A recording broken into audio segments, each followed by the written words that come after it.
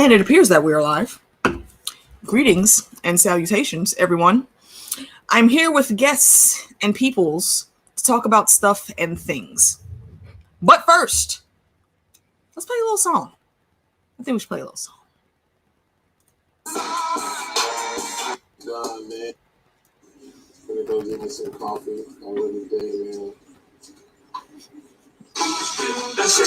Trapaholics mixtape, gang son, why'd you make this?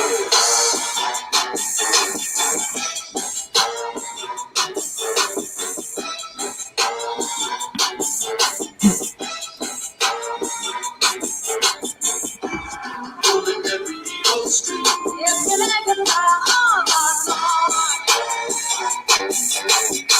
She's insidious.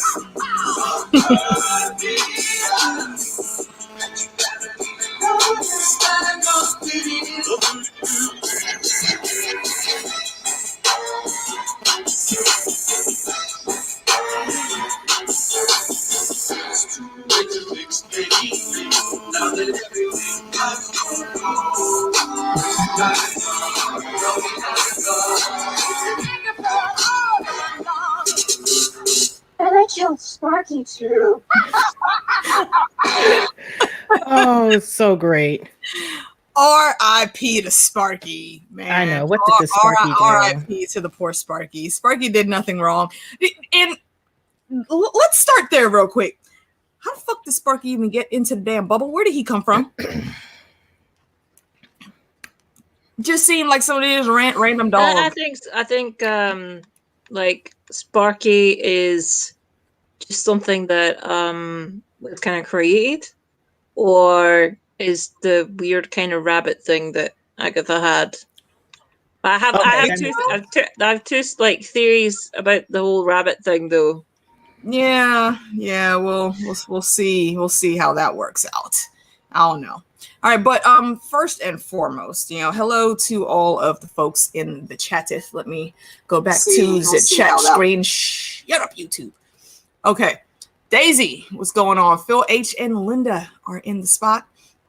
Thank you all for always coming to chill with us. I always love seeing you guys.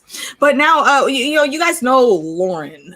So we'll say hi to Lauren later. Manic Meeks is back on the chat. Say hello to the peoples. Manic, tell them where you be, what you do. Hellos. I am a YouTuber of sorts. I play games, but mostly these days, because there are no games out, I am reviewing shows and reacting to shows. So that's what I've been doing. I do everything from K-dramas, historical fiction, the Marvel stuff, of course, anime, all the things. All the things. And when she says all the things, she really does. I literally mean all the things. things. Like, I don't know how she works a full-time job and puts all that stuff in. I sleep at my desk. I'd be impressed. You sleep on your desk. And always with us, the esteemed Lauren's Corner, who we are knighting and dubbing, Lauren the cat in her corner. Say hello, Lauren. I am Lauren of many blankets. I live in my fluff. I'm currently in my heat mat and I'm off cam because my stomach's doing some weird shit. And I'm having a lazy night. So, and plus the fabulous Meeks is here. How fucking awesome are her glasses, by the way? Can we just point that out? That was enjoy them while they last. AK, and she pops in and I'm just like, holy shit, hold the bus. Enjoy them. Whatever AK was talking about, glasses. Yes, glasses, fabulous. Anyway, they will be getting changed sometime soon, because I've had these for like 2 years, I think, so I need a new pair. Yeah, it's about time to get that checkup. Mm-hmm. OTDA is in the spot. Thank you for posting that link to Meeks' channel and Lauren's. Also, if you look in the description, folks, you'll find links to their channels there as well. Fandom D Saint is in the spot. I ain't seen Fandom in a while. I'm surprised they gave you a day off, man. Amazon been working the brother like they should not be working. Guys, word, ladies, people, smash the like button. You interrupted like you were about to come through with some profound. I was like, "What's happening?" I was like, "Wait, what? Wait a minute. What we doing?" See, this is what happens when you hang around Lauren all the damn time. Just random shit comes out. So, WandaVision. Overall, Meeks, I'm gonna go to you first. because they've watched me and Lauren talk about this as we went through and did our reactions. What did you think overall of the seasons? I loved it. I loved every bit of it. I wasn't sure if I wanted to watch it or not because I was like Wanda and Vision, and I'm like, I didn't watch any of the trailers. I didn't watch any of the teasers. Oh, you went so cold. I was like, do I really want to? I was not excited for Phase 4 of Marvel at all. I was like, the Avengers Endgame happened. My heart was crushed. I was destroyed. I was like, I don't even know if I want to jump back into this. I don't know. Always got to jump back. And then I heard that WandaVision had started and people were liking it. And I was like, I'll think about it. I'll think about it. And so I jumped in knowing nothing. And I loved it from episode 1 because I love a puzzle. Mm-hmm. One of the many games I like to play are puzzle games. And I love trying to figure out what in the hell is going on. And that's what I spent the most of like the first 3 episodes just trying to figure out what the fuck's happening. Like, what the hell is going on? Like, okay, because you dead. If you dead, why you here? And why are we in black and white? And why are we in this decade? Why are we in this decade? So it was just a puzzle for me to figure out what was going on. And then once the story kicked in and you flipped to the present day, and I was in like Flynn. I was in like Flynn. Exactly. I was in like Flynn, and I loved every bit of it. And I feel like it's been a while since collectively TV show watchers have had a show that's brought about so many theories. Like Game of Thrones was, I think, was the last one. It was legit Game of Thrones theory session. Yes, Game of Thrones were the last one. Like everybody took down their string boards for Game of Thrones because they were so disappointed with how the ending was. WandaVision, new and string. Then WandaVision came back up, and people were watching it and be like, "What in the hell is going on?" And then they started putting the string boards back up. So I feel like it's been a while since we've had a community of people trying to figure out what's going on and pulling information from everywhere. Yeah. But overall, I loved it. I'm sad there's only 1 season. Yeah. We had some new people come through the chat. So let me say what up. OTDA, my loyal band hammer, strong right arm in the chat's guard, always in the spot. James Elliott, what is good? Chrissy of Old Stones, my lady. Chrissy's one of our oldest Game of Thrones friends, and she is always awesome to be about. Her and I do trivia games every other Friday or like every third Friday on the Citadel of Trivia. So stop by there and come play. She's also narrated some of my poetry from some of my poetry. Cool. And she has one of the sexiest voices in the game. So oh my god! Actually, did y'all know Chrissy has a channel? Go to her channel. You won't be disappointed. Chrissy has like the sexy voice and the sexy face to go with and the hair, dude. And the hair. Oh my god, the hair. Flowing. Okay, so Chrissy is your sexy. Got it. Well, 2 minutes of Chrissy appreciation. The voice, the hair, the face, just chef's kiss. Just saying, you got good genes now. We appreciate it. Nida is in the chat. What's good, Nida? I haven't seen you in a little bit. Thank you for coming through. Linda R, Linda Smith are both in. Phil H running around. Phil H always has some crazy shit to say when we're doing trivia. I fully love his spirit. All right, so let us jump on into this head first. Like I was telling the ladies, I didn't get to go through and get all of the fun fact points for episodes that I wanted to do because I got wrapped up in real world work and contracts. Sorry, life doesn't stop for the streams. It's just the way it is sometimes. So we're gonna wing a little bit of this conversation, but that's kind of what we do all the time, even when we do have notes. Yep. So it is what it is. All right, episode 1, and we don't have to go in order. If y'all want to jump around, that's kind of what we end up doing, going on tangents anyway. So my first thought, and I only noticed this on this quick rewatch that I did for this episode. Agnes, they're trying to figure out what this date is and what the heart on the calendar is. Mm-hmm. And it comes up that, and Agatha and Wanda are thinking that it could be their first anniversary or something or other. And, they start talking about some article about how to keep your man in the bedroom or whatever. And Agatha hauls off and says something random like, Ralph could use some pointers in the bedroom, or he's not those exact words, but that's the gist of what her comment said. So I'm kind of side-eyeing now. Hey, Ralph, you good? Like, first of all, is Ralph still a thing? Where did the bad woman touch you? Are you okay? Were you assaulted, sir? I'm a little bit worried about Ralph right now. I don't even think Ralph is real at this point.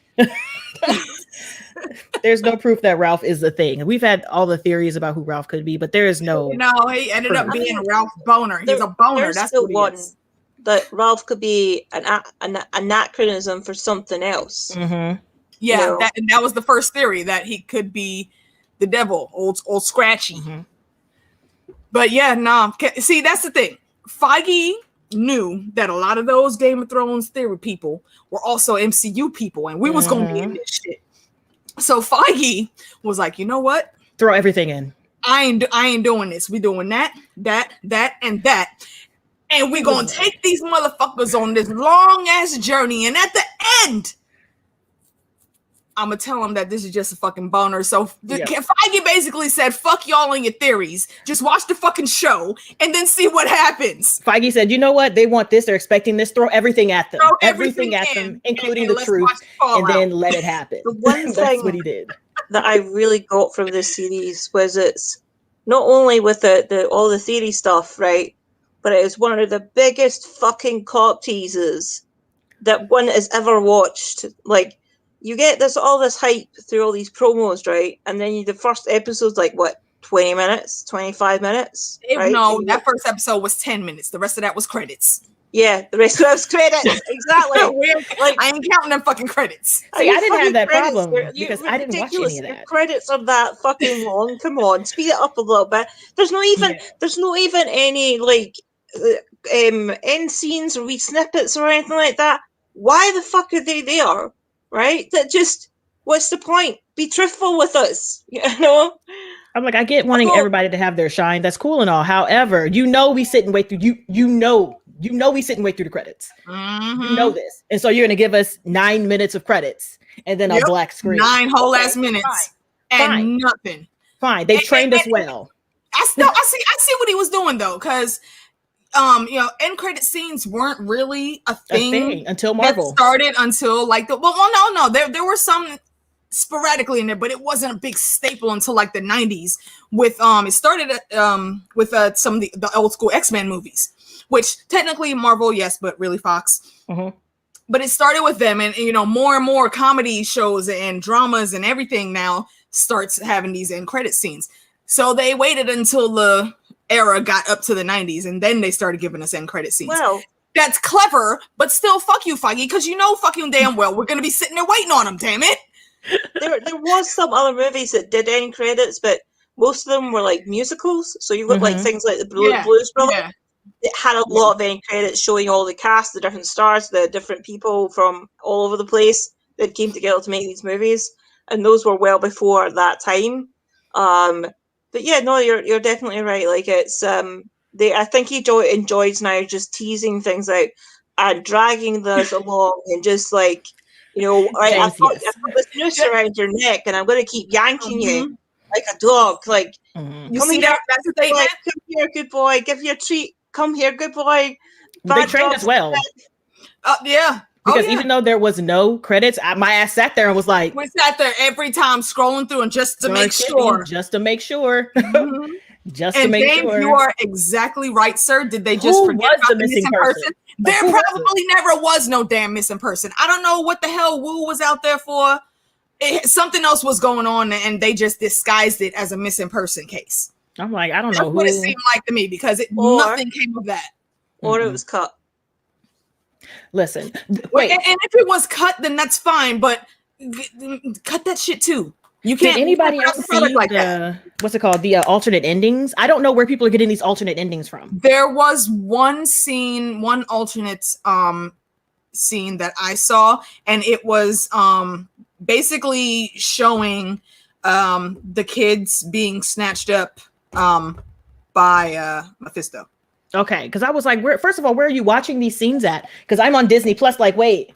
No, it's not on. It's not gonna be on Disney Plus. They're not gonna release that for real. It's the YouTubers that find that shit. Listen, I thought it was at the end of the assembled. I'm like, okay, maybe they put it in here. Like, oh, this is what we thought we were gonna do, but then we changed it, and I was like, okay, no, couldn't find none of that shit. I'm like, bruh.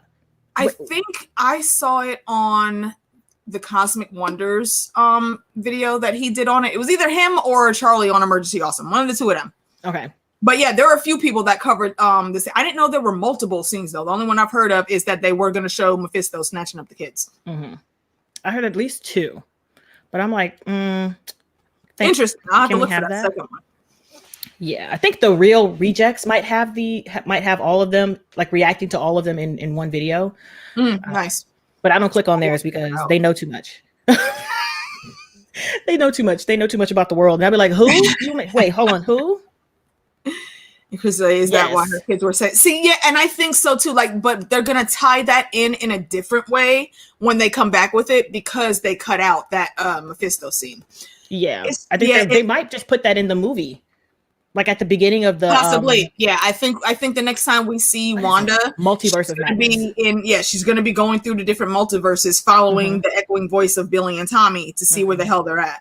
And that's what we're going to see Doctor Strange in. But I still want to know what the fuck was going on right now on the whole like galaxy level multitude that Doctor Strange was taking care of. Because if Agatha felt this shit, you damn well know where you at, dog? So where the fuck was you at, bro? You missing exactly. in action. What's where happening were here? you? That what else is is going on in the world that he doesn't come to stop this shit? Yeah, because he wasn't at Tony's funeral. So he might have gone back home or something. But still, dog, where were you? 2 seconds of Loki and Thor being in New York, and he's sending owls over to come to this address here. And once they get there, he lets Thor in. Loki, he just puts in some damn tunnel for him to be falling for the next half hour that him and Thor have this conversation. So you felt that 2 seconds. Maybe he was chasing Loki because didn't Loki have the Tesseract?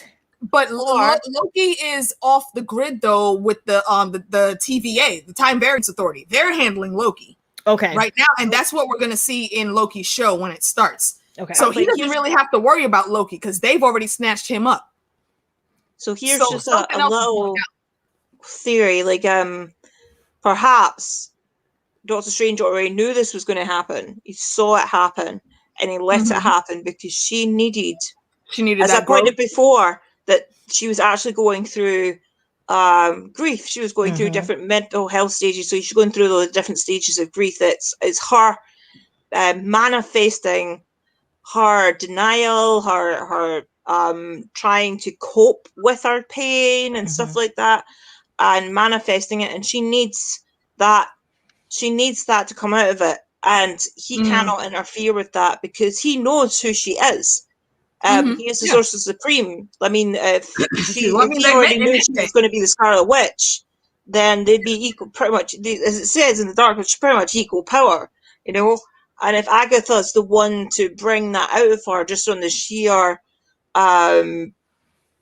chance of consuming her power and when failing to do it, it will come in full circle. It'll help her heal and accept what she cannot really change in the real world. But I would suggest definitely that he knew that was going to happen, and that yes, we'll definitely see that cutscene in the new Multiverse of Madness. It will be one of those things that pop up, and she will go try and save her sons from a different universe, because in this universe, in our one, with this universe in the MCU, they don't exist. Right, so there's other ones that they could possibly go into, and then we may have to see Mephisto and whatnot. But I do think it's hilarious how many people were like, "What's his face? Haywood." Haywood's like, he was like Mephisto and all this shit, and I was like, he's just a jarhead. He's just an idiot. You know what the real funny thing of all that is, though? They gave us a fucking song that said, yo, is this bitch right here? And the whole fandom is still like, but Mephisto, though. No! He might come along later. But she's connected to him, isn't she? Here, is in the comic book, she's not connected to him? Connected to no, she sometimes works with him and Nightmare, but for the most part, I would say she's more in the light anti-hero realm, because she's Franklin Reed's babysitter. Okay, she babysits for the Fantastic Four. That's pretty much it, and she does in the comics actually help, actively, positively help Wanda with her powers and learn how to control and whatnot. Here, they definitely turned her into more of a villain. I'm looking forward to them bringing her back, because I know they only put her on ice in that town, so they can use her again, and I'm very much looking forward to that.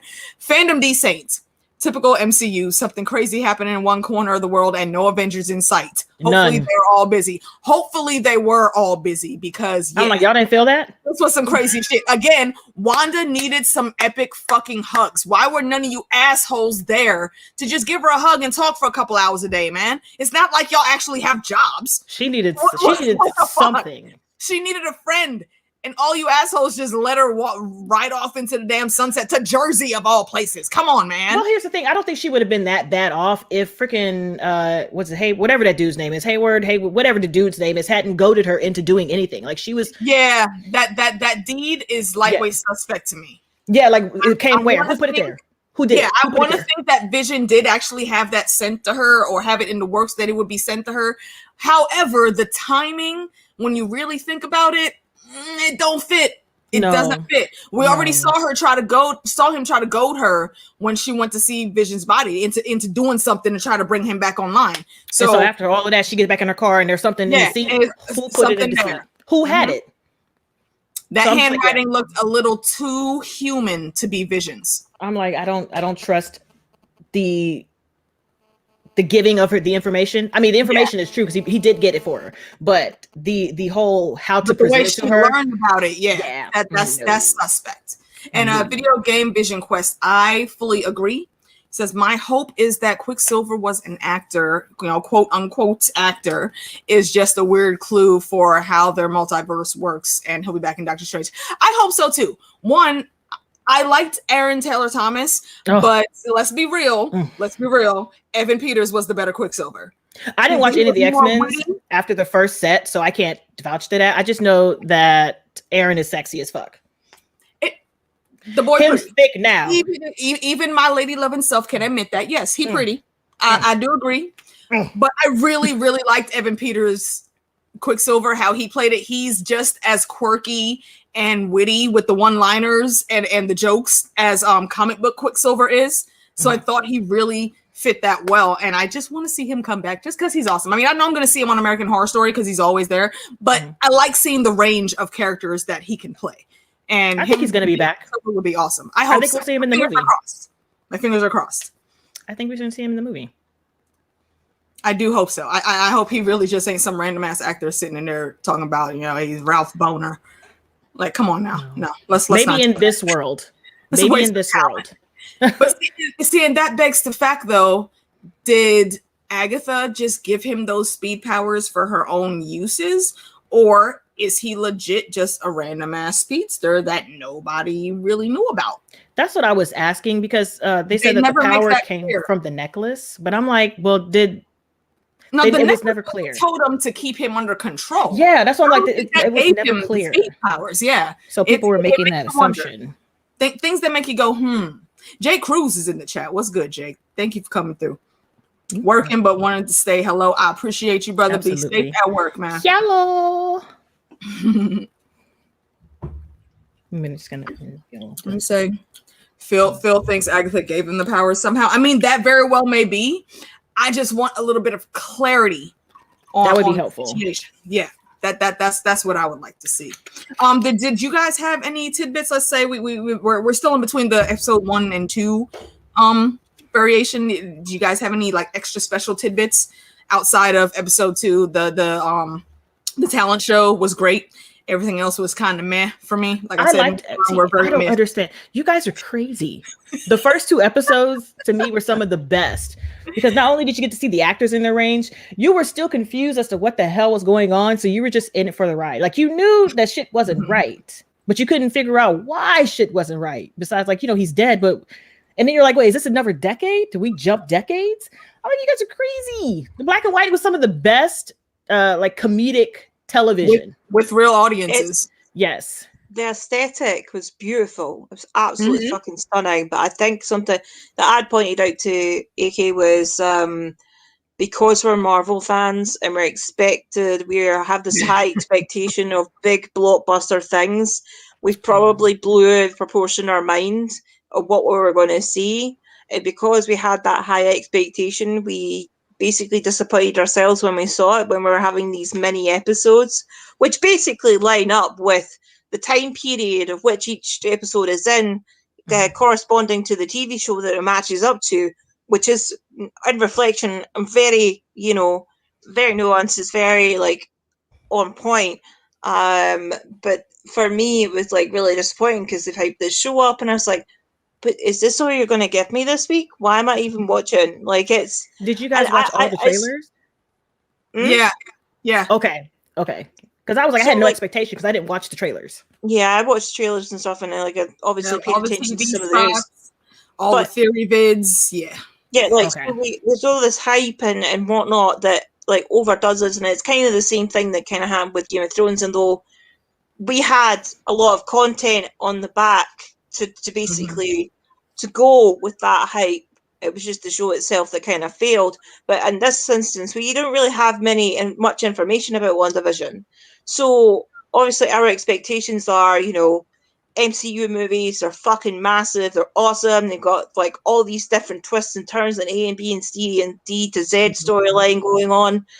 And you're just like, you're faced with this after Endgame, and it's kind of like it's just went from really up high and should just right down to the bottom level.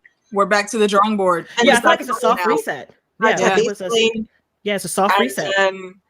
I really did love the aesthetic. It's fucking gorgeous. I loved the camera tricks they had to do to make Vision stand out by changing his makeup from red to blue. So he would actually still pop on the black and white color screen. And just the aesthetics moving through the different shows. I love the addition of Malcolm in the Middle. Using that. I was expecting maybe a couple other ones, but I think that was really appropriate. I would have loved just like a mini cameo from Bryan Cranston. Like if they could have pulled that off. He doesn't belong in the MCU like that, but that would have been great. And I would have loved. Oh my god, he actually worked on the fucking. Oh my god, the Mary Poppins dude. I forgot his name. Dick Van Dyke. Yes, Dick Van Dyke. Him is old, baby. No, I don't want him out of his room. Like, baby, go lay down. Ma'am, no. Go lay down. He actually helped with the old school black and white. I know, episode. that's so great on the phone. Sit down. He can do it. Look, he was old, lightweight old when we were like teenagers. Okay? And now he came out with Night at the Museum, and he was super old then and still throwing hands. If he really wanted to, the man could do it. No, sit down. That's all I'm saying. I don't want him to do it though because it's COVID and we need to protect all of our treasures. National treasures. Okay? I'm like, we don't lost Cicely Tyson. Like, I don't want to see Patrick Stewart around here. I don't want to see Ian McKellen around here. Please sit down in your house. Keep them in their plastic bubbles, please. Zoom meetings only. Keep Patrick Stewart in his nice pajamas knitting on the couch. Exactly. Look, we just lost Cicely Tyson, okay? Exactly. We just lost. I don't have time for it. No mas. 2021 is already tripping. All right. I'm done with 2021 already. No. Taking all the greats. Like, I don't have time for it. I don't want at all. Not at all. But anyway. Okay. So hold on. Wait. What was that? Somebody said something that I was gonna jump back to. BBM was talking about the gum. Yeah, gum can cause a lot of damage, my guy, especially if you have hair. Yeah, just know that it's not always a good look. Gum can do a lot more than you think it can to ruin things. And somebody else said something. So James, you were saying that you're guessing Agatha had to be invited in on that certain date. I don't think so, because one, there was a heart around it, so it was meant to be special. And two, we saw Agatha just fly into the hex. Like, you think about how Wanda had to work different times to like reinforce different things or to switch little blips and whatnots that happened. When we saw Agatha was flying in and landing on the ground. She had no problem getting in on her own at all. I don't think anybody had to invite her anywhere. She said she felt the magic, and then she came down to investigate, and she didn't understand what the hell was going on because everybody was black and white, and there was all this old sitcom jargon going down. So that is what that was. Somebody else had said something I replied to. If you remember, y'all shout it out because I forgot, and the damn thing's not letting me scroll back. Casey, how are you? House Lorebridge, thank you for coming through and the support, love. And you said in the house, in who's in whose house? Oh, you mean in in their house in the first episode, she had to be invited in because she couldn't walk in. That I didn't get that at all. She's not a vampire. She's not bound by any rules like that I know of. And if witches don't adhere to the same rules Mm-hmm. as vampires. Like witches vampires are completely different supernatural tier. a dead undead entity that basically needs permission to come into someone's house because there's specific boundaries of ownership of a house. Yeah. Where a witch can cross those boundaries, no problem. I mean, she can create boundaries. She can create protection spells and use runes and stuff like that, and the usual salt and crystals and all that type of stuff. But definitely not that. I mean, the being invited in thing would probably be like a politeness thing. Oh, why don't you come in? And blah blah blah blah blah. It's to do with the time period and the era. It's not really to do with her not being allowed in. She's already got past the barrier. She's already in. Yeah, she's already in. Yeah, I don't think she had a problem getting into anyone's house. And I think she just had an issue with staying in her own damn house and actually going into everyone's house. Because, bitch, why were you every damn where? I don't think she had a house. Because remember, she just stumbled into it. So I just think that she was everywhere because she was like, she took over Ralph's house. Yeah, Ralph Owner's house. I think she took over his house. That's why he had that man cave up there. But I think that didn't happen until the third episode because she was walking in there like, oh, okay, okie dokie, I take you all this other stuff. And she was just like, okay, now where the hell am I supposed to, like, what? Just, making her way through the town because she had to learn it. Yeah. And it wasn't up for long. Like, what Wanda did wasn't up for long, right? It was only up for maybe like a few days? Pretty much as soon as it went up, Agatha caught that blip in the ether and she was like, oh, yeah, there's some things going on over here. It's too powerful. What is happening?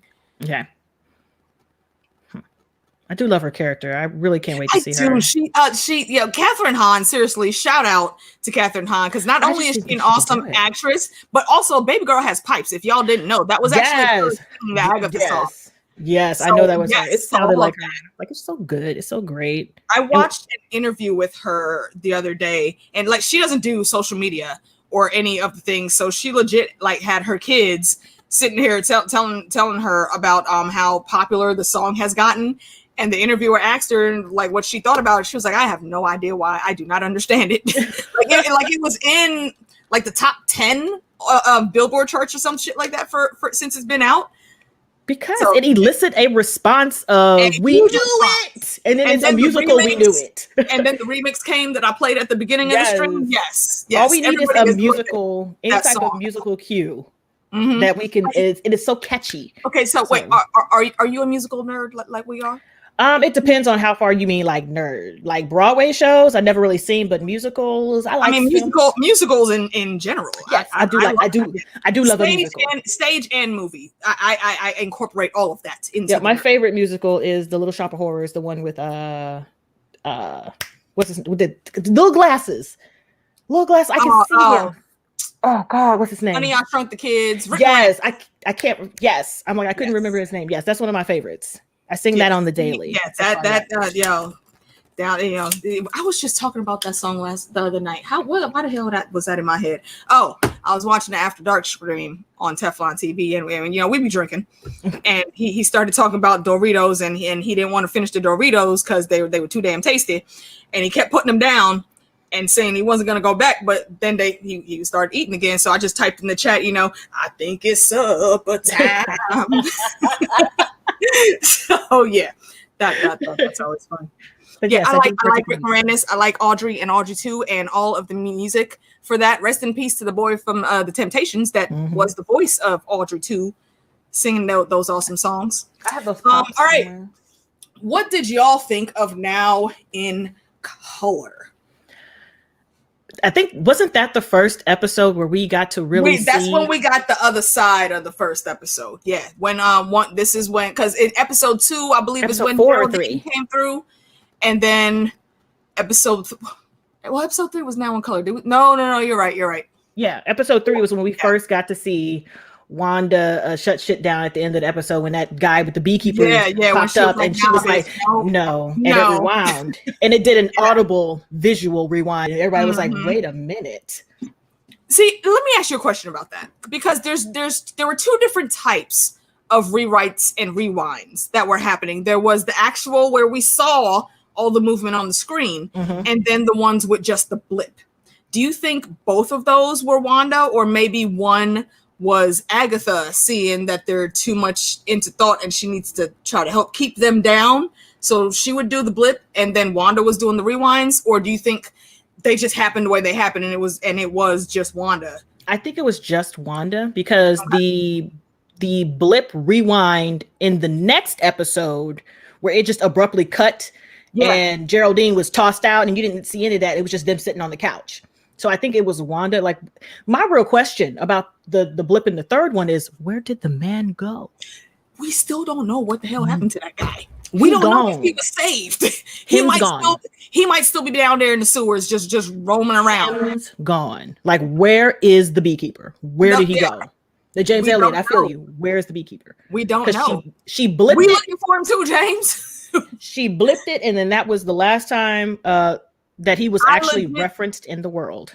I think he was down in the sewers, and then once all the magic was taken down, hopefully he didn't get eaten up by none of them Jersey, New York rats that be down in the sewers. I'm gonna tell you, them motherfuckers are serious. They will eat you. Hopefully he found a hatch that he could escape from and then go back to work. I don't know. I don't think things ended that well for him. Yeah, I don't know. I think that he might have been killed with a T. Like, he's dead. Him's is killed. It's possible.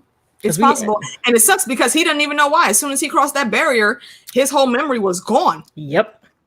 So, that's a good one. We don't know. See, and there's so many questions that we have like that. What happened to the beekeeper? What happened to the supposed witness? You know, what was going on with the kids? Like, were the kids really just sitting there stuck in their beds? Because the human body still needs to function unless Wanda had them in like absolute stasis, or not that just put them to sleep. They're literally starving.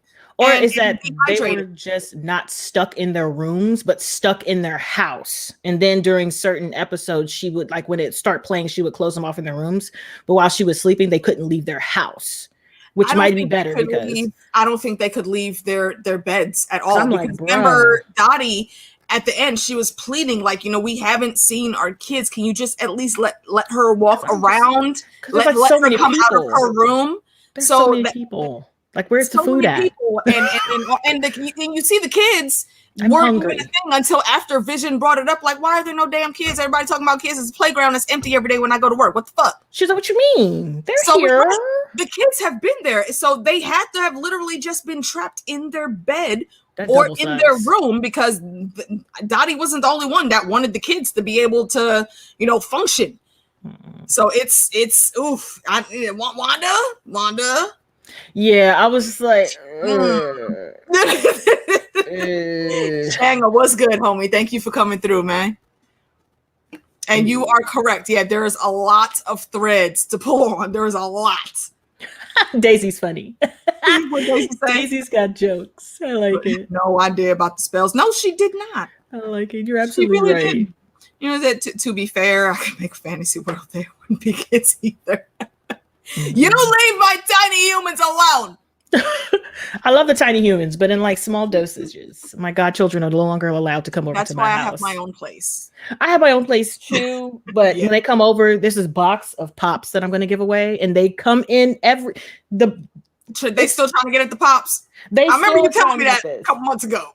This is the box that I'm getting rid of. I'm going to sell or do whatever with. And every single time they come in here and pick through that box, I'm like, you realize I haven't added anything to that box. It's still the same stuff that was in there last time. Look, see, James, damn it. This is why Feige is fucking with us right now.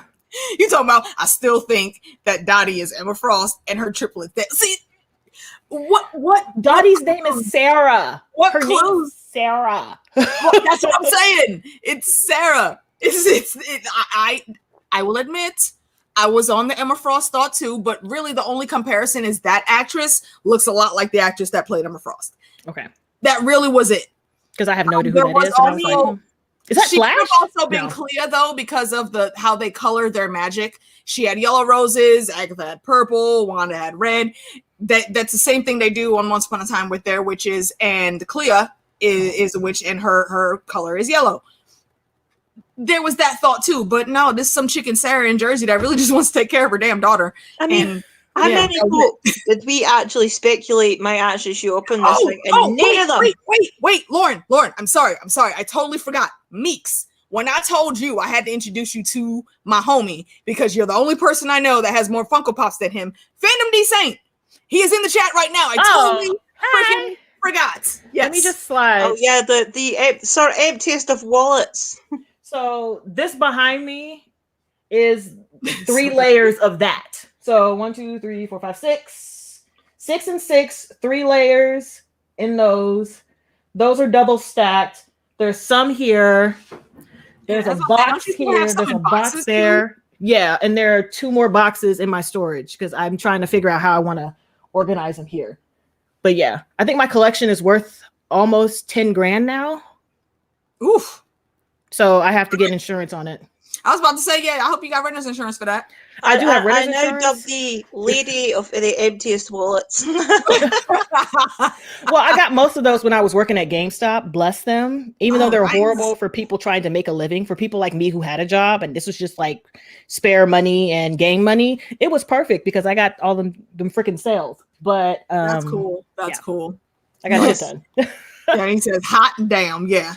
See, Fandom D Saint, his old name used to be Broke Black Man, so that's why we dubbed him Sir Emptiest of Wallets. When we were in a Game of Thrones phase. The name was on. Yes, he is still called BBM every now and then. But I'm sorry, Lauren, I had to interrupt that because I would have lost the thought again if I didn't speak on it right then. Sorry. That's cool. That needed pointed out. I spotted all the Funko Pops earlier. My brain was like, Fandom D Saint will come in here and it'll be like, the fuck is this? I want to know how many are there. Oh my god, Funko Pops. I mean, at this point, if Meeks is willing and Fandom D Saint is willing, right? We should just marry them together, pseudo-marry them, and join their collections together. And then just have one big Funko Pop family. Well, I do have a question though, Fandom. What is your most expensive pop? I think mine's. I recently just got it. Last time I checked, it was worth $250, and that was the Ochako from I can never say her name right. Okacho, whatever her name is from My Hero. I just got her Chase. My Hero Academia randomly sent to me, so that is $250, and she's upstairs. I didn't look at the rest of them, but yeah, I got quite a few that are over 200. Yeah, I can't wrap my head around why you would pay that much for plastic that doesn't do anything. If people want it, hey, listen, I started this just because I was bored, but when I'm done collecting these, I'm just going to sell them and then separate the money for my godchildren. That seems fair. That's absolutely fair. That's it. Okay, I got 7 of them. Hold on. Good. In case y'all don't understand what James is talking about, you're probably not on Black Twitter that much. Yeah. Black Twitter has fully fucking adopted this shit. I love it. And it is, oh God. It's Twitter the best thing. And I love them. I love it so much. What is his name like? His name is like Biz Sean now. Vision, yes. V-I and then Sean. Biz Sean. Yeah, I need to find a picture just so y'all see what people are doing with this man's face. It is the best. Okay. Wait. It's the greatest. It's just like it's as soon as the turtleneck hit the screen, it was instantly. Son, it was a wrap. It was a wrap. It was I think I watched it before work, so it might have been like 6 o'clock as I was getting ready, and I happened to look down and check Twitter, and I already saw the memes up at 6 a.m. The show came out 3 a.m. Eastern Standard Time. They're quick. Yo, Black Twitter does not sleep, man. Not at all. Neither does Scottish Twitter, actually, to be fair. Scottish Twitter is another level. Have you ever read any of Scottish Twitter? No. Yeah. I don't know anybody on Scottish Twitter to find. I didn't know there was a Scottish Twitter. Now I know. Oh my God! You never told me before today, ma'am. How would I know? It's like a little corner of the world. People just do this. There's loads of videos about it. All right, look. What? Y'all see this? All right, hold on. Let me make it full Not screen. The Rock. Why does he look like The Rock? He looks like a skinny Rick Ross. That's what he look like. There's that with the beard. There's this one. Yeah, that's my favorite with the chain. Yeah. No, this one, the serious face. The serious face with the chain. That's my favorite. And the one that said, didn't y'all mama tell y'all to go to sleep? Oh wait, I forgot this one with a do-rag. Yes. See, Vision Jarvis. Look, with the watch. With the watch. It's so much fun over there. You gotta love Black too. Oh wait, oh shit, wait, that's a new one right there. What is that? Yes, this one, yes. When they have her in the braids. Yes, they do. Yes, they do. They have her in the braids. They have her looking like that and him. Yeah. There's so many good ones. There's so many good ones. The fact that this came up instantly, like y'all editing skills is on point. Son, I'm trying to get to that level and it's probably never gonna happen. It's so hard, but I mean, like y'all, they did it. Wow. They did the damn thing. They did. It's great.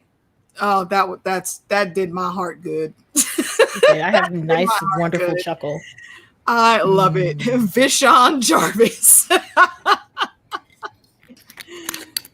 Oh, so yeah, you're welcome for that, guys. You know, go Google that if you're on the Twitters. Check out hashtag Black Twitter.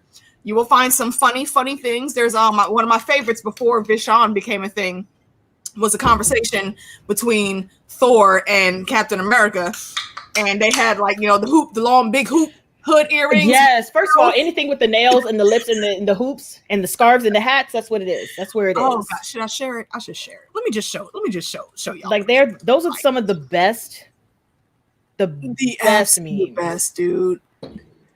Okay, hold on. Black Twitter, Captain America.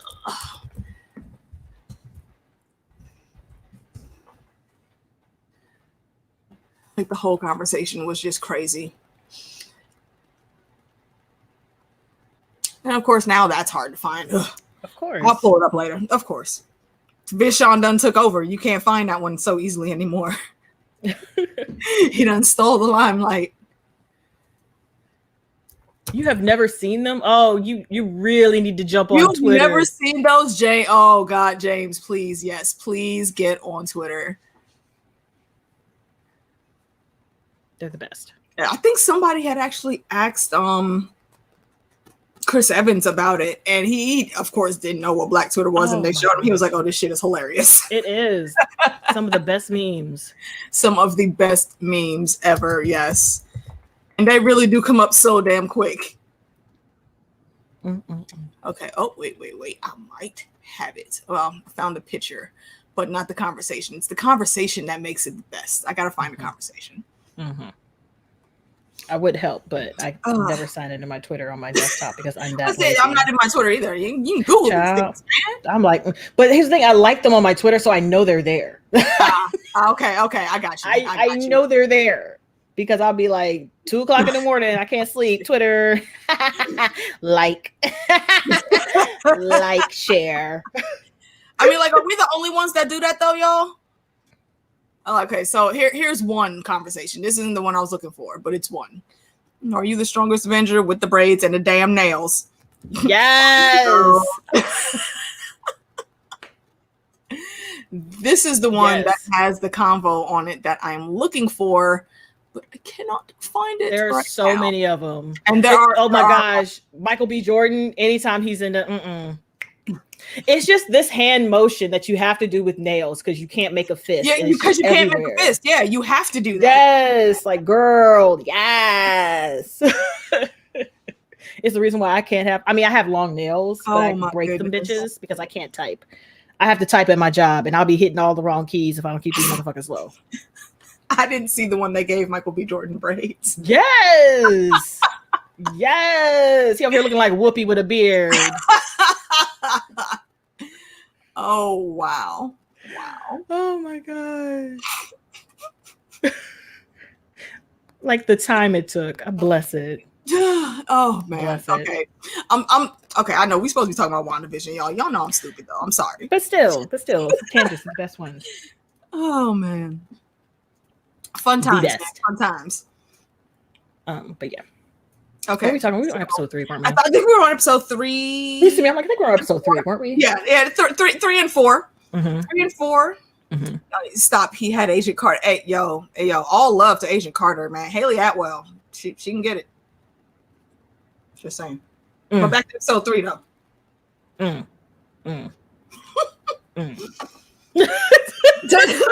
You know what? See, and the thing that I thought of right there when you made that noise is when I was watching your reaction, and Darcy came on the scene with the new outfit. Yes, Lord. Like, look at Darcy looking like a snack. I said a whole ass snack. Like, God. Conversation about it. And I cannot believe people had the audacity to like make fun of her and ridicule her for her shape. That woman has body. Are you kidding me? That's assholes. They don't know what it is to have a thick girl. Damn, we're talking about Darcy in real. What's her name? Oh my God, what's her name? Kat Dennings. Yes, because people used to make fun of her body, thinking that it was too voluptuous and stuff like that. Like she has body, and there's no such thing as too voluptuous. Exactly, she has always looked like that. You gotta have hips to hold on to. You know, you gotta make the emotions. Exactly. Like, you gotta have the squishiness and the stuff and the curves and the whatnot. Like so good. Like even no matter what your fucking sexual orientation is, you have to appreciate. You can appreciate that. Exactly. Like I know, like I don't want to come for all the skinny bitches and like rake people out there, but there's nothing appealing about banging against a pile of bones. And I just can't. I just no. I need me some meat. You are damn right, Changa. Yes, a thick ass bowl of oatmeal, and I don't even like oatmeal, but I would take all of that, all of it. C's. And the way they dressed her was fantastic. I loved every bit of her. I even loved her when they even covered her up in Thor.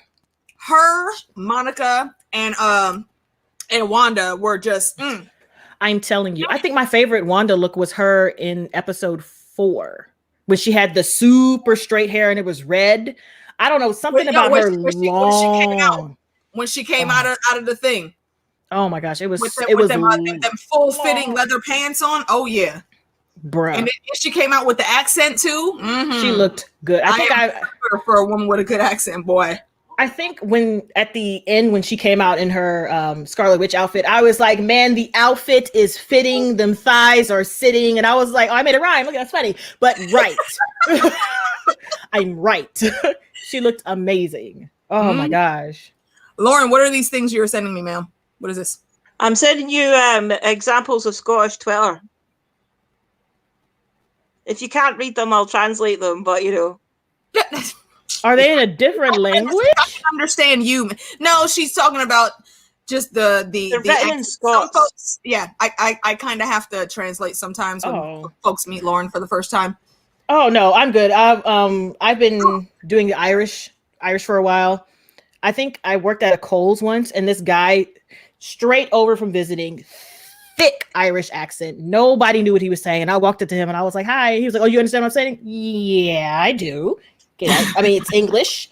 Can I help you? Right. But it was super thick, and he talked fast and ran it all together. And I talk fast. Yeah, some people aren't used to that.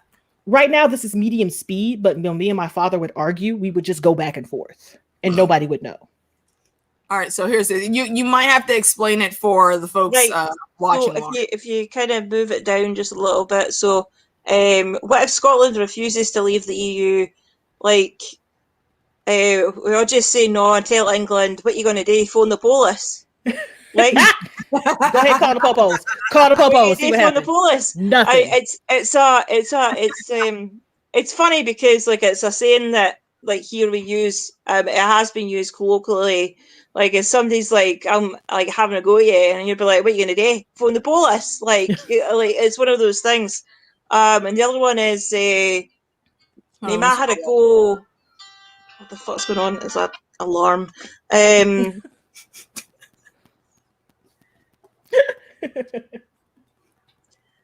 Why do folk ask babies stupid shit like, "Oh, you're getting big, aren't you?" Yeah, like they have any cunt's going to be like, "I Moira, you're spot on. I'm on the fucking protein."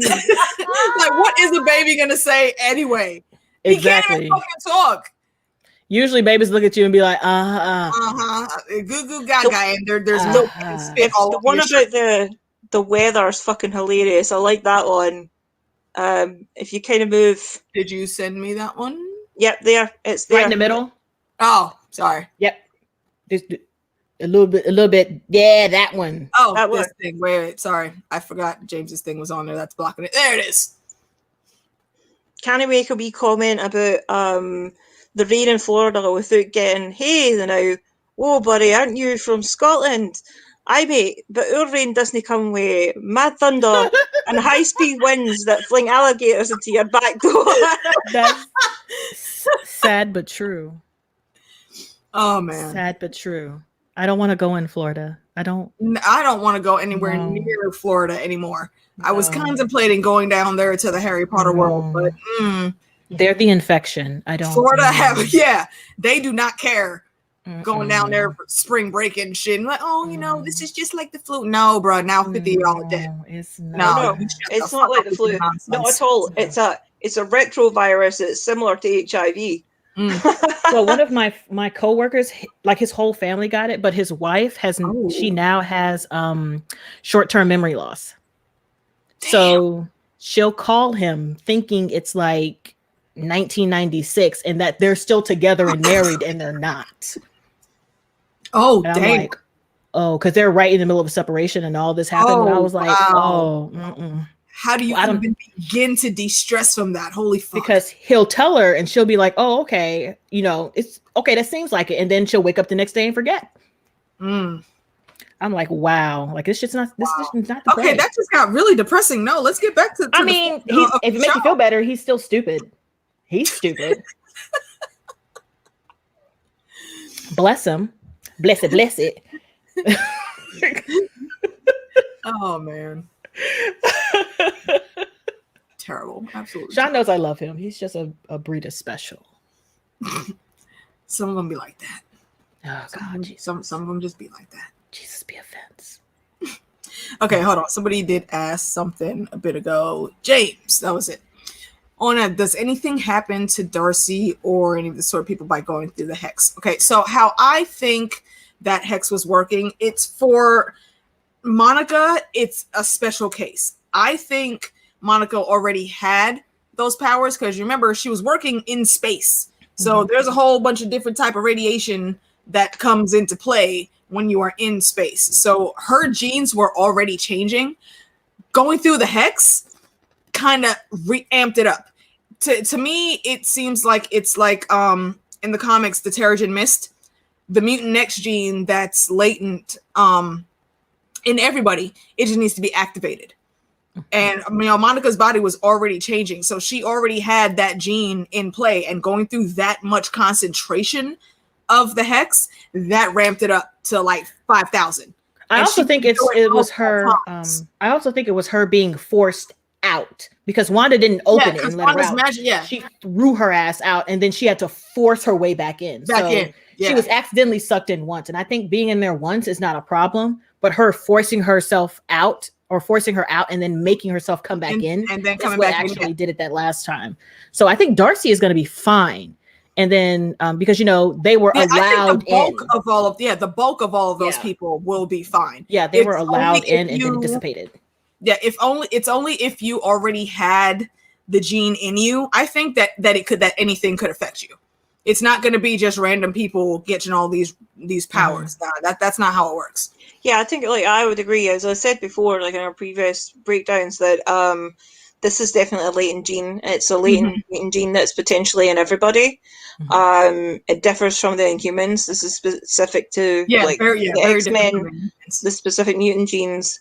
Like everyone's is activated differently, but it just happens to be that Wanda's powers come from the Infinity Stones, or hers specifically is connected to the ether, and that has the ability to just activate stuff. I think also perhaps one can speculate that being in close proximity to Captain Marvel as well would have had some sort of effect on her because of the sheer power level, and she is emitting a lot of radiation. That makes sense. And then with working with different types of technology and beings and whatnot, and being in space, and all those types of different matters, and then being poofed away during the snap and then being brought back.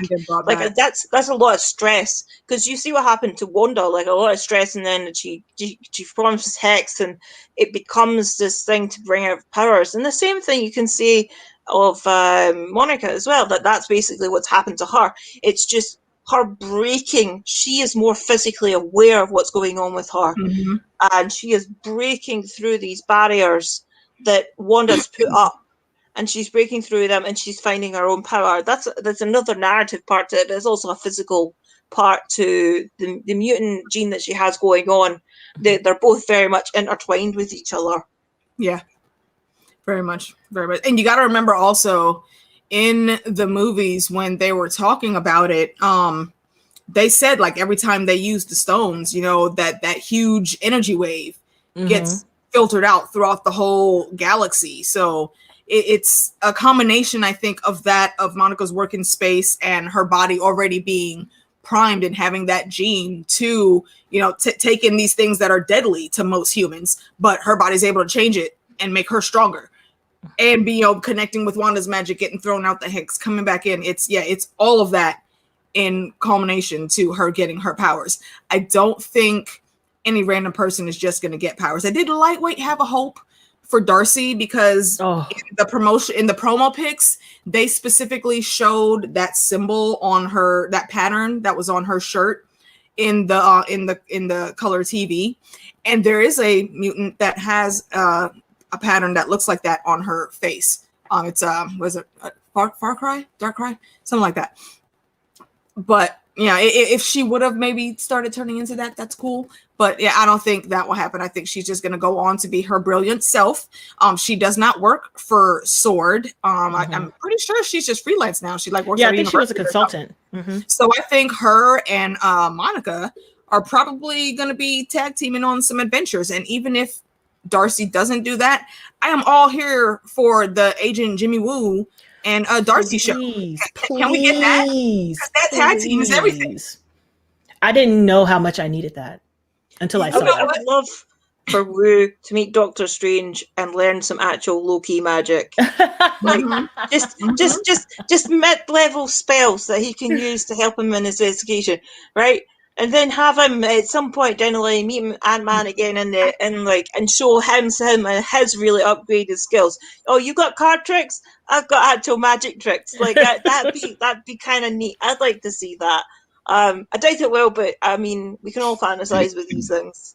Fun fact: I'm gonna tell you to go Google Randall Park. That's who plays Agent Jimmy Woo versus damn it, what the hell's his name? James Vanderbeek. You know, if you're old enough, Dawson's Creek. Google that and then come back and chat with me. You're welcome. Randall Park apparently has bars. And he does. He did that movie on Netflix with that Asian comedian. Dang it. It was really good. I made the mistake of watching it. Like a group of them in a room doing freestyles. No, it was he was a lead singer in a rap band or something, and that was his character in the movie. I gotta figure out what it's called, because I made the mistake of watching that shit at work when I was working third shift covering for somebody. And so people kept coming in to check on me at 3 and 4 in the morning when I was like dying of laughter. So they had to come check on me because they thought I was dying. And I'm like, no, I'm sorry. It was just real funny. It was really funny. I'm sorry. Phil, a 6-pack must be one of my latent genes. Shut up, Phil. That's what I was laughing at. That was pretty damn funny. Do you mean a 6-pack of you, Phil? Phil has designs all day, man. Buddy. Come by a trivia show and watch Phil cut up in the chat. What is it called? Because it was a off the back. Always Be My Baby. That's what it was. It was Always Be My Baby, and it was a Netflix original movie. All right, hold on, Daisy. Where are you in the world that you going to bed right now? Just somewhere in Europe. I'm assuming. Yeah, I'm assuming. Yeah. This is 25 past 10 at night. Night, here. Daisy. Good night, Daisy. Thank you for always coming through and hanging with us. Really appreciate you. Sleep well. Belgian. Okay. Thank you.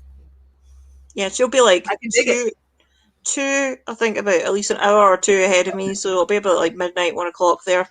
Yeah, I have no idea what time it is. My pa's in Germany. Thank you for staying up. Thank you for staying up. My dad has been stationed in Germany for the past 2 years, so calling him has been a pain in the ass. I'm like, what time is it? It's 3 a.m. Oh, my bad. Setting up streams with Lauren sometimes is a pain in the ass because she's in freaking Scotland.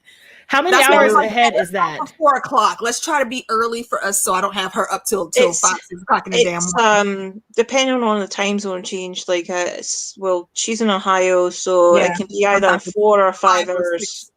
Okay, because we're both in the same place. I'm just in Dublin. We're both in Columbus. It gets really tricky when I start having to deal with people that are like in different time zones, like MDT and fucking whatever the West Coast is. Oh, West Coast is the worst. It's 3 hours. Yeah, 3 hours ahead of us.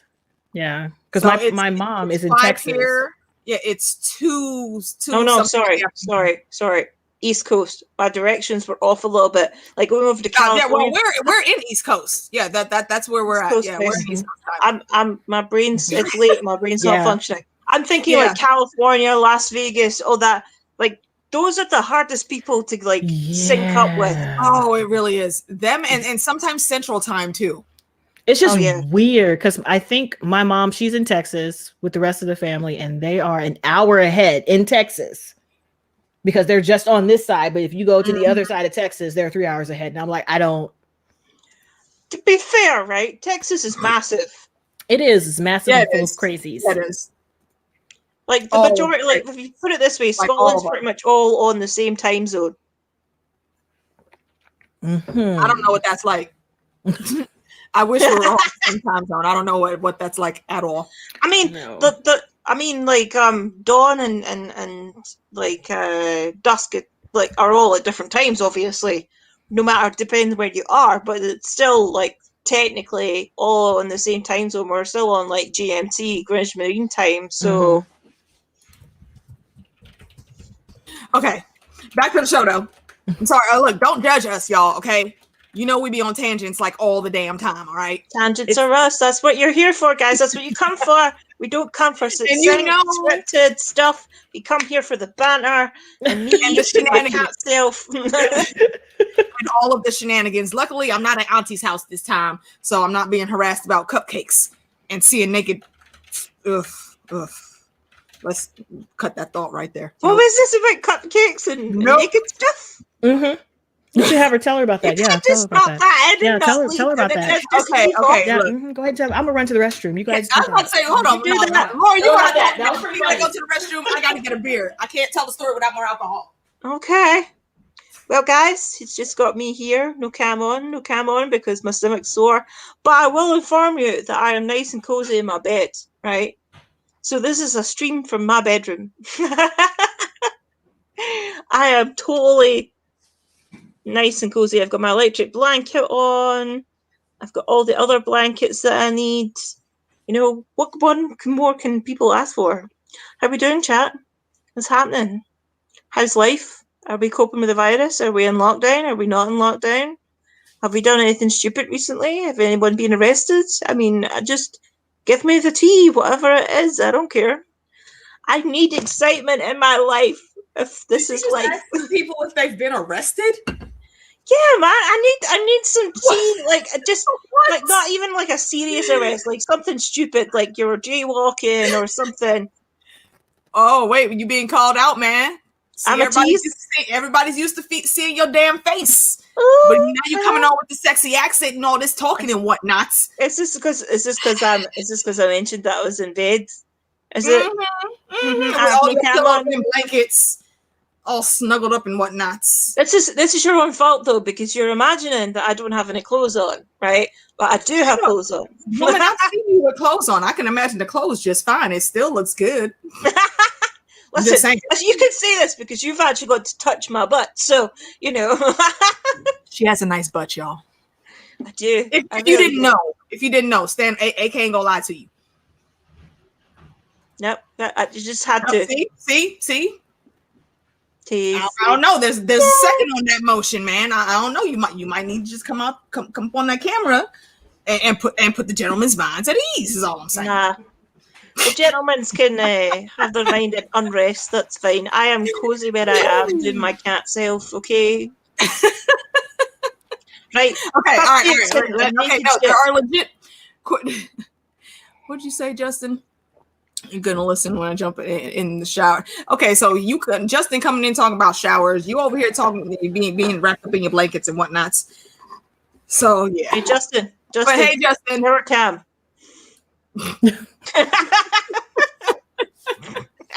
Justin on Top Shelf Fandom is also one of my oldest Game of Thrones pals. He's awesome. And apparently he's going to be doing some videos about some type of protective garment for the family jewels that we were discussing on Facebook. He knows what I'm talking about. Just watch out for that video, y'all. But anyways, okay, so the story quickly so we can actually get back to what we all came here for. Last time me and Meeks streamed together, it was me, her, and Manaro. We were talking about Lovecraft Country. And during different intervals, I was interrupted because my family is crazy. It was when I was in recovery from surgery. I was staying at my aunt's house because I couldn't stay alone and deal with stairs and movement and whatnot. So while I'm talking, my cousin starts asking me about cupcakes, and I didn't want to try any of the cupcakes. I was full. I barely could finish my dinner because, I was having a lot of abdomen issues, didn't have a whole lot of room for things in there. No, actually not ginger ale. No, adult beverages this evening. Adult beverages. Be on the XXX stuff. Yeah, I'm out. I'm sad. Oh, I'm so sorry. I told you to go get them. No, I'm like anyway, out in the house. We get to talking again, and one of our other cousins comes into the living room, and the cousin that had the cupcakes started talking to her, talking about the cupcakes are sad because I don't want one. And I'm looking at her like, y'all know I'm streaming. Can you talk about your fucking cupcakes some other time? Literally. And the whole big thing in the chat room, fuck y'all. Because everybody was saying, Alicia, eat the cupcake. Eat the cupcake. Just taste it. Just take a bite. Narrow's punk ass gonna come on there with Tina Turner, eat the cupcake anime. Eat the cupcake. Like, really? Like, Taste I have no it. friends. I have no friends. Taste so it. We get past and that was basically it for like another hour. Yep. So why you ain't taste them? We get past, and everything's going all well and good, and Daphne's still on the other couch listening to the stream while we're talking, and I happen to turn my head to the right, and there's my auntie, well, one of my aunties, not the auntie that owns the house, one that stay there, coming out the bathroom, no damn clothes on, with freaking towel around her neck. Ma'am, why? Why? Like I am the streaming. In the middle of the stream. Luckily, it was off camera, and my camera was not pointed anywhere near there. I want to know why. In the living room, like, bro, what the hell, my auntie? Please go put some clothes on. She's like, Mom, go put some fucking clothes on. At least go in your room, so we ain't having to sit here and talk about it. The whole chat room is blowing up. Everybody's laughing like shit, and then she throws the damn shoe at Daphne's head. I don't know why she did it, but we were getting back to the conversation, and something flew through my side vision, and Daphne just jumped up and said, "Ow!" And we're like, "What? Why, man?" It was a shenanigan full night. Fucking clothes on. It was very funny. I want to know what part of her psyche thought just walking out into your family's house with just a towel round your neck was appropriate. She lives there, and we're all family that look. Okay, see, like Manaro actually did explain to the chat, like West Indian women, when we get to a certain age, I mean, first of all, we don't give a fuck anyway, but then when we get to a certain age, we give even less fucks. So if we in the house, if that's our home and we choose to walk around naked, and damn it, that's just what the fuck we would do. If you see it, oh well, anybody tell you to look over here. So that's the mentality that my old auntie is on. Okay? She was real close to being broadcast on the interwebs. Like, ma'am, once you're on the interwebs, you can't come off the interwebs. She don't give a good damn. As big as her ass is, it would have just been a blur. You wouldn't even have seen the whole damn body. I'm just saying. Ever. That sounds like a fun house. I mean, I wouldn't refuse a cupcake. That's for sure. So Manaro went into that whole explanation, and of course, again, I have no friends because she looking at me. Alicia, eat the cupcake. Alicia, why you? Okay, that's how we act when we get older. Why you tripping? That's her house. I'm like, no, it's not her house. It's her sister's house. She put some fucking clothes on. So yeah, that was the whole cupcake naked auntie incident. So people got to air dry. Yeah, you're right. You're right. Sometimes you got to hit the air dry on it. Sometimes. See, and these types of comments, this is the shit. See, the chat room don't even got my back right now. Damn y'all. He only speaks the truth. Like, what do you want? Oh my goodness. So yeah, that's what was that. And yes, Under Crocs. Justin, we are looking for. Yeah, go look on my Facebook, Lauren. You'll see the conversation. We are looking for the Undercrock video, sir. We are looking. I saw the Under Crocs picture. Yeah, and I quickly like scrolled past it, like, what the fuck is this? But I did actually think it looked really it's a whole supportive. thing.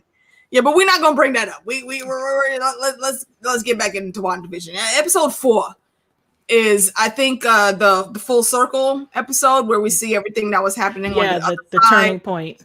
Mostly through Monica's view, and the main thing that I picked up from that is there seemed to be something between Monica and Carol. Seemed to be something going on. However, I did watch an interview with Tiana, the lady that plays Monica, with her chef's kiss, ma'am. I'm Chef's just kiss. saying, she's so beautiful. Ooh, yes. That first of all, the hair, just all of my soul. Them curves. She also was a nice, tall, thick glass of water. Hallelujah. Hallelujah. Yes. Let's take a drink. Take a sip of honey. I'm gonna do that. Okay. Yes. Okay, but what Tiana was saying, she was asked specifically what was up with the way she reacted when Captain Marvel was brought up. You know, did something happen that Monica's mad about? And I'm ad-libbing. Y'all can go look up the interview. I'm ad-libbing, but the gist of what she said was something like, "Oh, you think it's anger?" And she was like, well, there's something there. Stay tuned. So I don't think it's just anger. Like for Monica, her whole thing, the way she's handled Wanda, like I'm pretty sure somebody asked her in the show, in character, like why she even cared so much. This is a distraction for her. Monica is still dealing with all of the shits since she came back. So she's one of those people like myself that just dives into work and a project and something to focus her energies on. And she sees Wanda is trying to distract herself too. She doesn't want to accept it. She just wants to close herself off and be alone. That is the same thing Monica's going through, but we're just seeing Monica handle it differently than Wanda is. That's why she keeps trying to get to her, trying to help her, not looking at her as a villain, and trying to really make Wanda pay attention and wake up like, yo, Ma, I'm here. Here, if Wanda would have let her, she could have had all the hugs right there from Monica. I think it might have been more that she was, how you're in an extreme time of grief and your best friend can't be available to you and you just mad. Yep. Like, that there are things that she's doing, but you're pissed that she's not there. And I think that's what it was. When her mother got sick, that she wasn't there. Like she was trying to figure out a way to get to her. Like she needed that support. She needed her friend there. Yeah, she needed her mom's friend there, and she wasn't there. And it eventually her mother died without her friend even coming to see her. And she's pissed. Technically, let's call it. Carol is basically stepmommy. Pretty much. You can auntie Carol all you want, but you basically stepmommy. Yeah, that's how I am with my my that's a very close connection. And when that other part of your heart isn't there while another part is suffering, that is very, very freaking traumatic. And this whole show has been a case study on mental health. That's the main underlying issue. So that's why Monica was always so gung-ho about why she's trying to help Wanda. That's why she had the eye roll for Captain Marvel mention, being like, well, Wanda could have. I'm not trying to get in my feelings. We ain't gonna talk about that. Okay, so we're not gonna talk about her because that's my feelings. So no. That's basically it. It's sad. I mean, I get it. It's sad. But I just, I want it to be verbalized and shown on film because I'm nosy. Yeah, exactly. I need the tea. That's pretty much it. And James, I do agree with you. That is a small part of it. But like I said, yeah, it seemed like maybe there was beef there.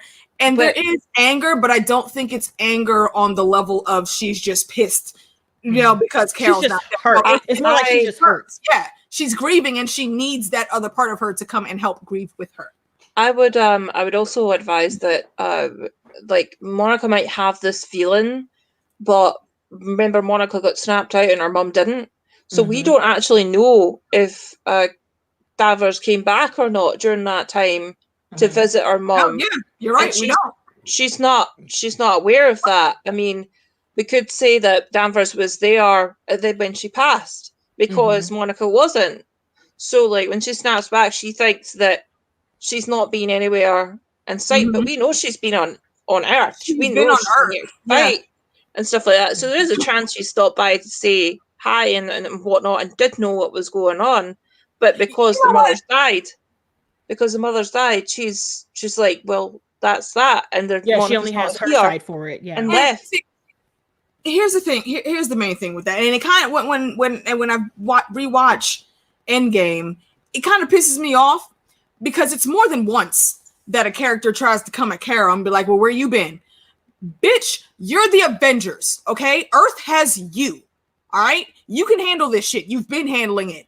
There's a whole fucking galaxy out there, multiple worlds that have nothing like you, and there's one of me. What the fuck you want from me?" Yep. And it's a little tidbit. It's Rocket and I think Rhodey that both try to get at her. I'm like, my guy, don't be selfish. She is taking care of the entire galaxy. She has a whole lot more to deal with than you do.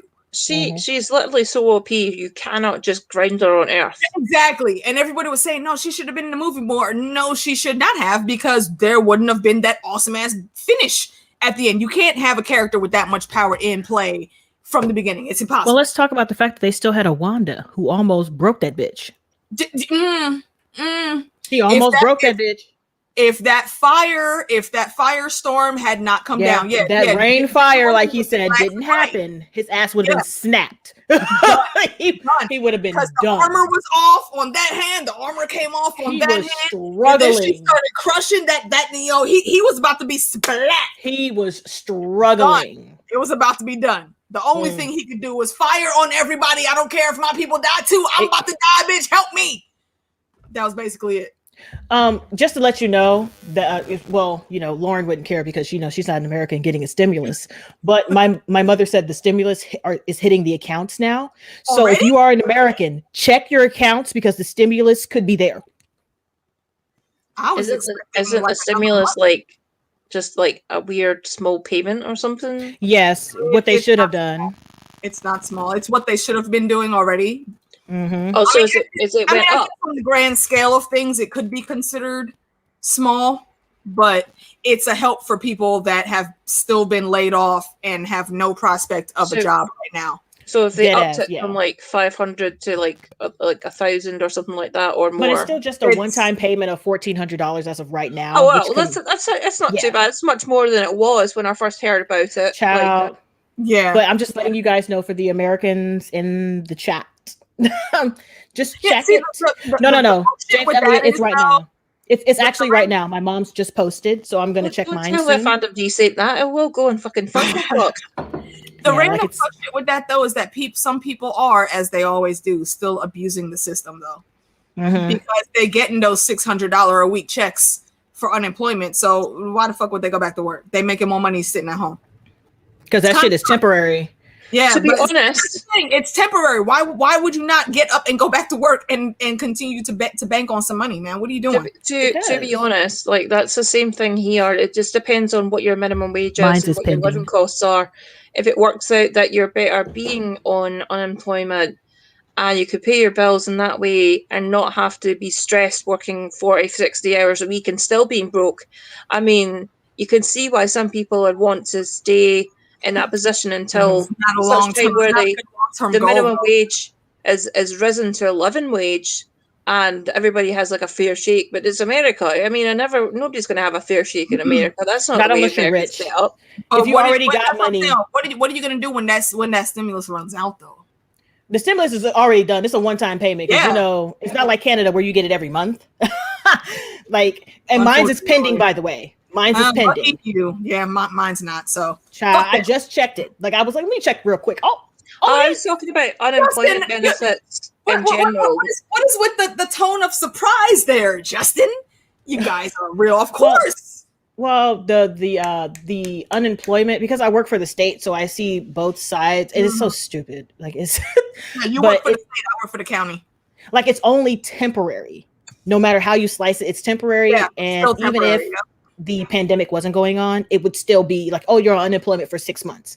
So you've got 6 months to figure out how to get your shit together. And if you're going to sit on it, unemployment for 6 months. Yeah, you can't be on unemployment for a full year. It doesn't last. It doesn't last forever.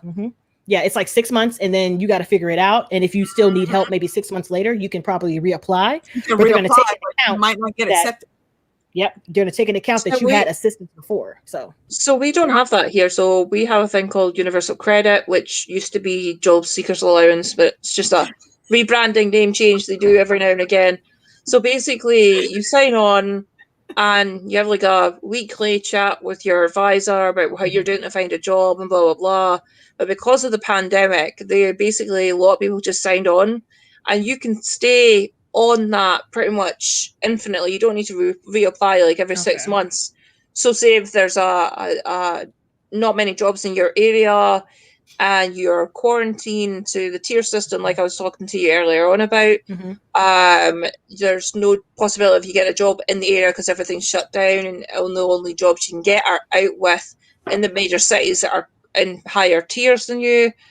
Then you can basically infinitely stay on universal credit because they pay your rent, like they'll give you money for living expenses and stuff like that as well. So I mean, it does work out sometimes.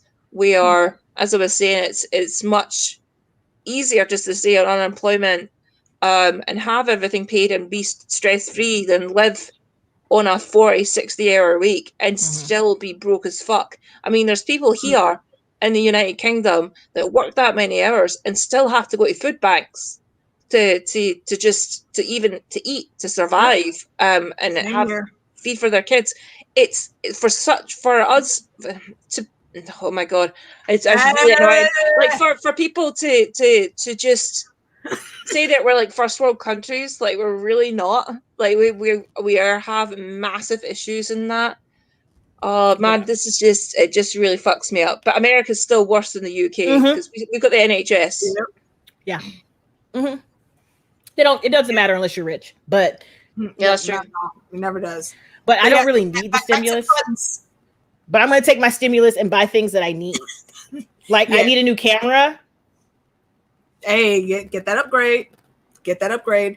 And in case you were interested in having some random effects, like it's been snowing the whole time I've been here, I would encourage you to get a lifetime subscription to Manicam. It's only like $150. It's totally worth it.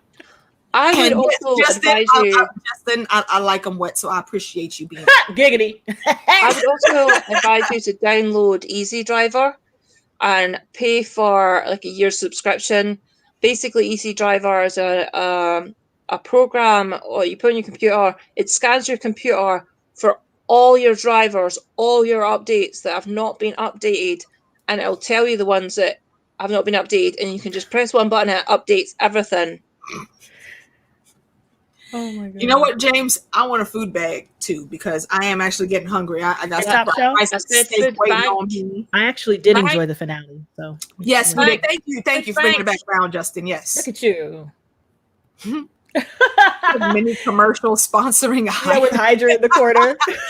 Not sponsored, Manicam, but if you want to throw your girl the bag, I got you. Hey, I got you. Hey. Hey, I appreciate that, little brother. Looking out for the financial opportunities. What episode are we on? Are we still on 4? We are. We can go past 4 because we went through the whole Inhumans thing and the wrap up and Captain Marvel. So yes, we can definitely move on to 5 and 6. They kind of go together pretty well. Go on, toss that out. I'm trying to remember what happened in 5 and 6. Let's talk about it. Can I just throw something out? I told y'all in the beginning that I didn't listen. Dead Vision. How we feel about Dead Vision? Oh, listen, I was so pissed. How many times we gonna have to watch Wanda watch him die? I am so pissed. Oh my god, she's already fucked in the head because of it. I'm so pissed. Like, listen, can we just leave this? And the thing is, Paul Bettany is such a good man. He walked into this role thinking it was just a voice role. Like, he was just doing this shit. Oh, I'm at home. You need some voice acting? Bettany, you need a bland ass voice? I got you. The voice acting, the face acting, the random quirky movements. Him and Elizabeth have been freaking gold this whole season. All these episodes on point, and I love it. Yeah, because I had to look it up, but 5 and 6 is the Halloween episode and the breaking the fourth wall one. I literally had to look it up. The Halloween episode lets you know exactly how far Wanda's range was, like how far she was controlling shit and where the concentration of the energy was and what everybody else was doing. I felt so bad for those people on the outskirts. Let me tell you what. Oof. Where they was just doing the same shit over and over again. Like, I can't do anything else because she won't let me. Like, damn. See, and that's the thing. I'm sorry. Go ahead. No, finish. No, but then you also see Agnes, her fake ass, your faking ass bitch. I sing to you, Agnes. Everybody else is barely acting. It was right here, like, bitch, nah. Everybody else is barely doing stuff, like doing the same thing over and over again. And she drove all the way out and it was like, oh, well, I don't know where I am. Like, really? Let me turn your suspicions to your wife, though, real quick. Don't question why I'm sitting here. Exactly, or why I'm driving out here. I knew she was full of shit. See, and this, the way they did that, I thought was brilliant, because that wasn't just, a plot point to move the story along. That was a solid nod to the comic folks that actually know more about how Wanda's magic works. Sometimes she can have just a random ass thought, and her magic will react before she knows anything happened. So when she says that she doesn't know, like how could she control all these people and send them to their doctor's appointments and school and whatnot, she really doesn't. It's just she knows the basic gist of what she wants, and her magic will react that quickly. That's why there's not enough power getting to those folks on the outskirts. That's why she makes sure to tell the boys, don't go past Ellis Avenue. Because she knows her that's where she's the weakest, basically. So, but I feel like that was also Agnes either testing the borders or going in and out, because she knows that she could go in and out, because she knew how to work her magic to get through Wanda's. Yeah, and she got in there without Wanda letting her in. So yeah, it stands to form that she can go in and out as she pleases. I'm like, man, where were you going? Like, she literally flew in. I mean, can we talk about how awesome that little transition scene was? Like, all we saw was just like the skirt and the boots, and then it transitioned into clothes of the era that they were in on the TV show. I'm like, okay, Agatha, I see you styling. Exactly. I'm like, you came in and instantly was like, let me just slip into this. Let me get back in disguise. Yeah. Yeah, you being on the outskirts, you were there specifically because you guessed that Vision was going to be going and investigating, and you put yourself in his sight for a reason. That. You ain't fooling me at all, ma'am. You've been spying the whole time. You knew he was going out there. But I feel so bad for Vision, because this whole series, he was just confused as fuck. The whole time. And every time he started figuring shit out, just, ooh. And he came through a couple times with the clapback, though. Like, when he came downstairs in that outfit, she was like, oh, I'm so glad you put this on. He was like, well, yeah, it's the only thing in the closet. He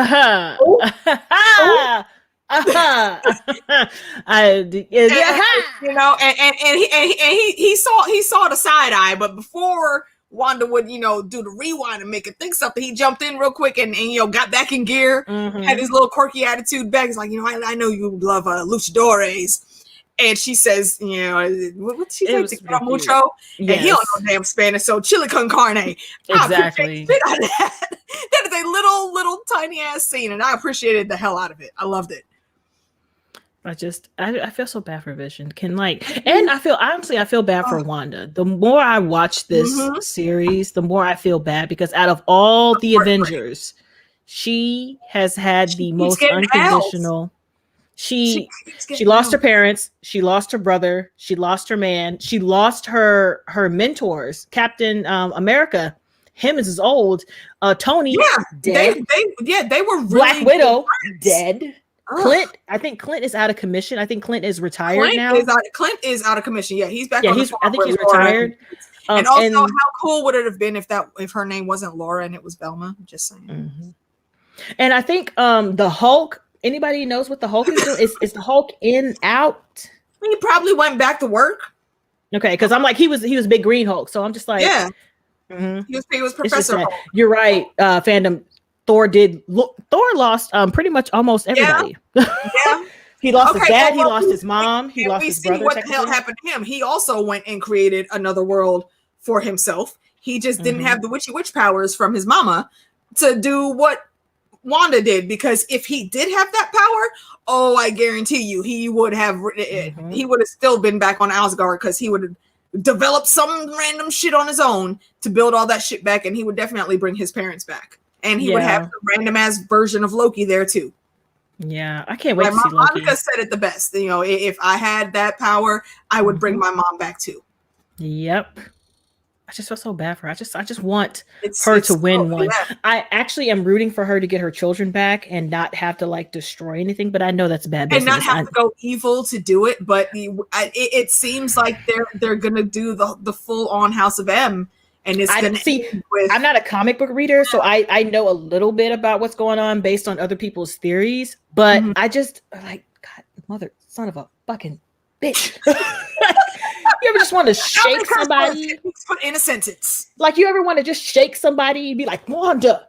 Yeah. That's what I want to do. I want to shake the shit out of Wanda, because I feel like maybe if I shake it, she'll like fix. Justin, you and BBM and your questionable choices in women. Mind you, I am a Wanda fan, don't get me wrong, but I think you're looking at that just a little bit the wrong way, brother. I would say to Changa that yes, you have a point, but we do have to remember this is a woman in grief with power that she doesn't know she totally has and have total control over. She honestly didn't know she was holding all of those people and they were feeling pain like that. She thought she gave them happy memories. Yeah, she thought she gave them a sense of happiness, of happy memories, peacefulness, and stuff like that. And it's part of the stages of grief, and we tend to idolize these things in our mind just to cope. Like we'll tell ourselves like false truths, just to be able to live. I mean, yes, there was a monstrous part. That is part of grief. We all turn into monsters. We all leak into our dark sides when something really terrible like that happens. I mean, when you've had people die like that on you in succession, like that can take a long time to recover from. I've been there, and this is why I pointed this out for like probably episode 1 or 2, what was it, episode 2 or something like that. Like, this is definitely stages of grief. I've been I've not got magical powers in that, but I have been to the point where I've been in absolute shit. So yeah, I can agree with you, Changa, about that. But we do have to remember this is a woman with mental health issues, with deep set grief, and she's going through all these different stages and stuff. And yes, the people that she held have the total right to be angry at her. But once they're released, that is the point. That is the point where she is forced to see that truth. And has to release them, and she makes that choice to release them as well, because she didn't have to. Like, she didn't have to. She could have been like, "Fuck y'all." She could have been like, "Oh well, keeping my family and my kids. We're the important people around here. Just deal." But she didn't, and she did not do that. Once she actually saw the pain that was being caused. Yes, she had a little freak out there at the end, but she still released all of those people, released all of those kids, and left that town. She left those folks to try to get back to what they were, and quite honestly, then people weren't that happy in the first place. I mean, no. First of all, when they got there, okay, because Kitty, ma'am, you're still the bomb. She did not look happy at all. She didn't even look healthy. No, and you know who else looked pissed? Norm looked fucking pissed, and I'm thinking, like, are you the witness in perfection? Is that what's going on? And you're pissed that your ass got dragged into this? Is that what it is, Norm? Yeah, because Norm was pissed. He was looking at her like he was about to do something. And I'm like, sir, this is Wanda Maximoff. You're not going to do shit. Like, did you see what was just happening? What she just did? Do you really want to try to raise hands? You don't want to do that. Don't do that. Like, I'm gonna need you to stop glaring. And all these people were glaring at her. Like, what y'all finna do? Nothing. Yeah, right. Like, I understand you're mad. No, and you have reason to be. Absolutely, but you have to take the whole story into account. You can't just look at the little tidbits that you want to pick out. That's all I'm saying. You know, that she is, yes, she's a mutant or witch, however they want to call it, but she's still human, and she has gone through some serious shit. Changa's right. Doctor Strange shut it down. He's going to have to shut it down. And I think that even though she is technically, I think, stronger than a Sorcerer Supreme, which he is, he's going to have to rationalize with her to shut her shit down. That's what it's going to be. He's going to, they're probably going to have a magic off, but he's going to end up appealing to her inner good, just the same way that we saw on the show here. I mean, John, if you want to go by the logic, if you want to go by the logic of like she needs to be put in the raft, I mean, the majority of the Avengers need to be in the raft. You know, that's a lie, Justin. No, we've already been told and shown she's stronger. Yeah, she's definitely stronger, but I think she's also easily not manipulated. But once you start bringing her kids, like, listen, listen, you've got other people to think about. You want your kids here, that's cool and all. You can go where they are and not be a burden to us, or you can figure out how to sit down and calm the fuck down and do this shit rationally. Right. See, and that's how the whole I want her kids. That's how the whole House of M really became a thing. It was because she was going through a breakdown. She didn't remember that her kids were fake and they were never real. And she kept going into these weird ass tangents. And because her magic reacts to her emotions, very much like the Charmed ones, may they rest in peace. I freaking love the Hollowells.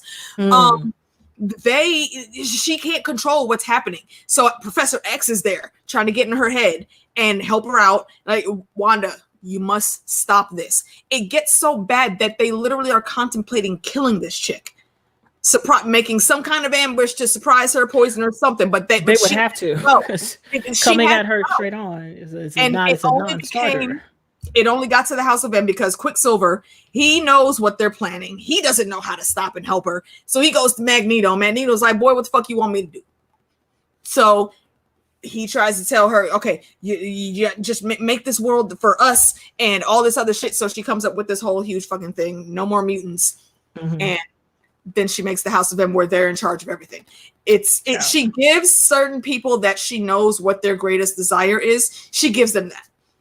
She gives Captain America the good life. He doesn't have to be a soldier anymore. She makes Captain Marvel super popular. So now everybody knows all of the good deeds that she does in space now. So it is little shit like that. And there's a few people that remember what actually happened. They end up having Magneto becomes Overlord of the Mutants or something like that. Yeah. Well, but pretty much Overlord of the world, actually, because she killed damn near all the mutants. There are only like 5% of the mutants left. So it's nuts. I'll be black. And before not bad, they but black. Before they get to that for the MCU, though, I think when it comes to the multiverse, Doctor Strange is going to need some help wrangling this up and having the like Wong and all of the others that are in the different sects of the Supremes. I don't think that's going to be enough. He's going to need a very, very powerful magic user. So I think him and Wanda are going to have to fight together for something first before this whole villainous reign of hers comes on. I think it's coming, but it's going to take a while to build up to. So I don't know. How do you feel about that, Lauren? We'll talk to Meeks when she gets I mean, she has the power of being an equivalent or more than the Sorcerer Supreme.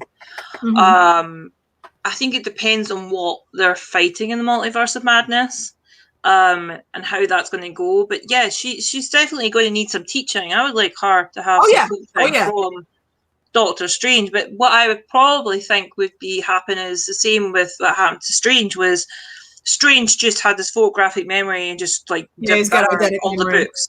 So it's possible that she could do the same, but have more of a balance on her powers rather than just being off the chain all the time.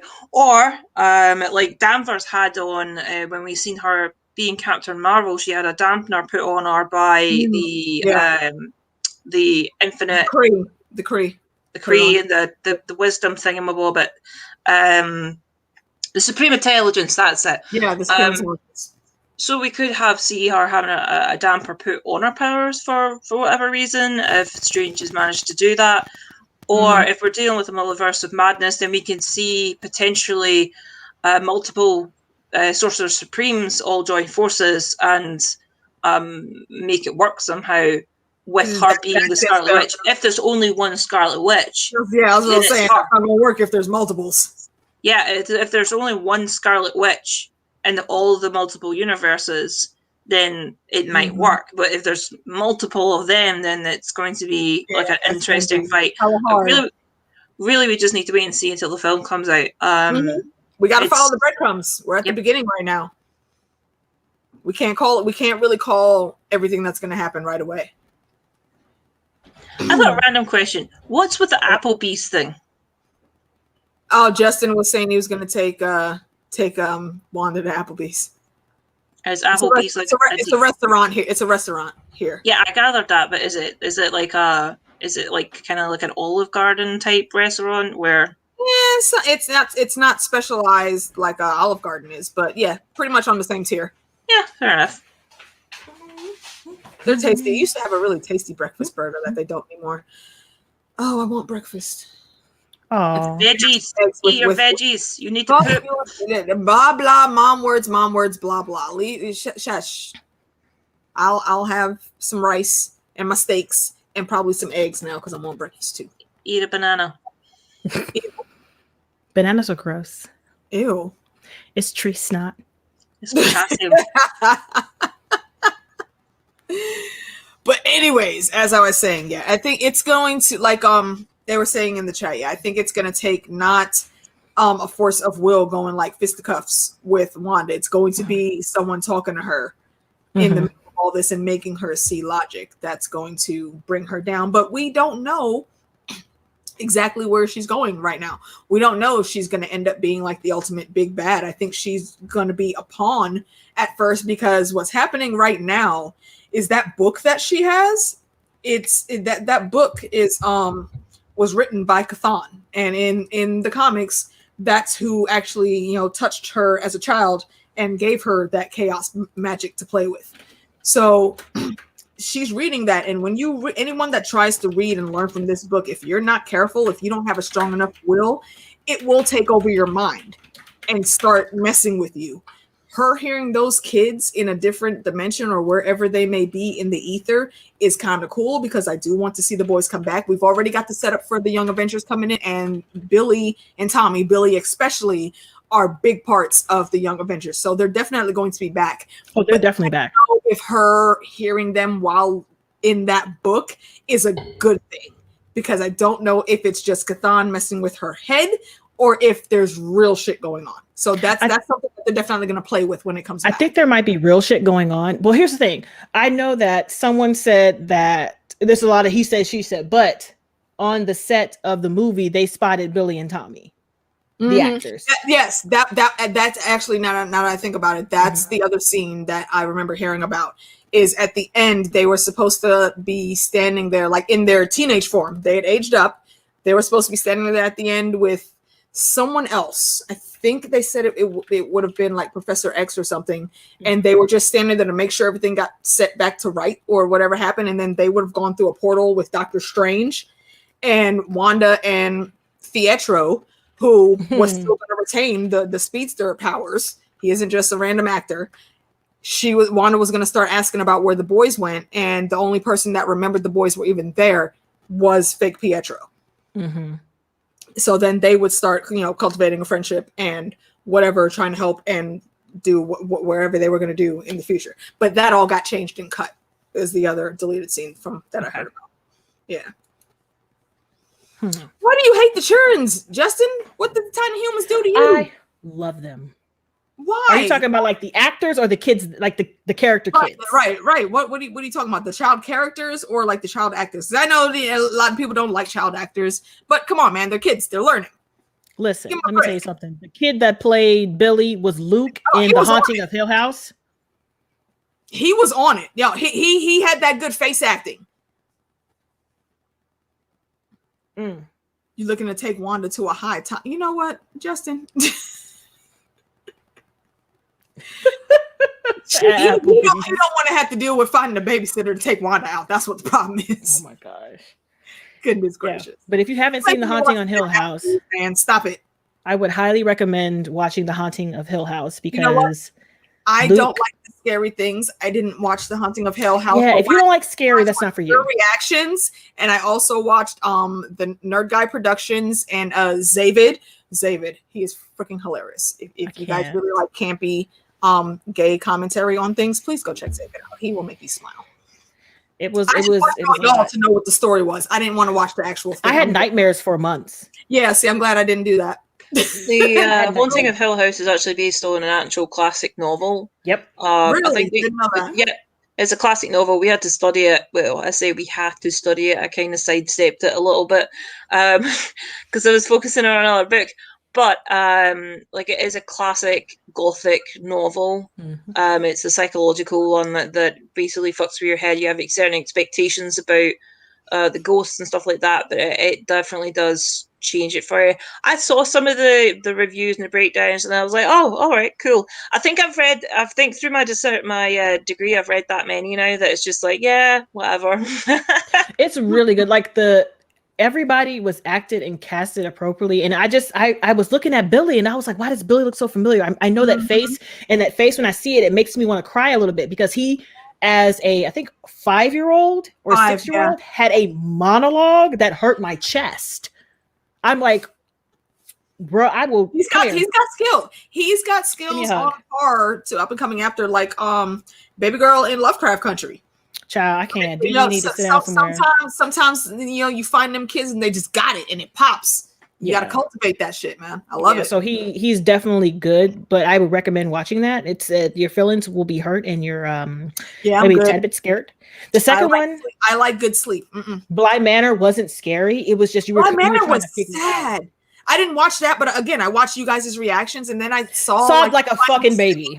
You saw me cry. Oh my god, tears. No, tears. It was so sad. They finally got to be together, and then she had to go to the lake. Again, another gothic, classic gothic. Yep. Netflix is just dipping into all the old gothic stories and just like remaking them into okay, look here, Justin. I'm gonna need you in fandom.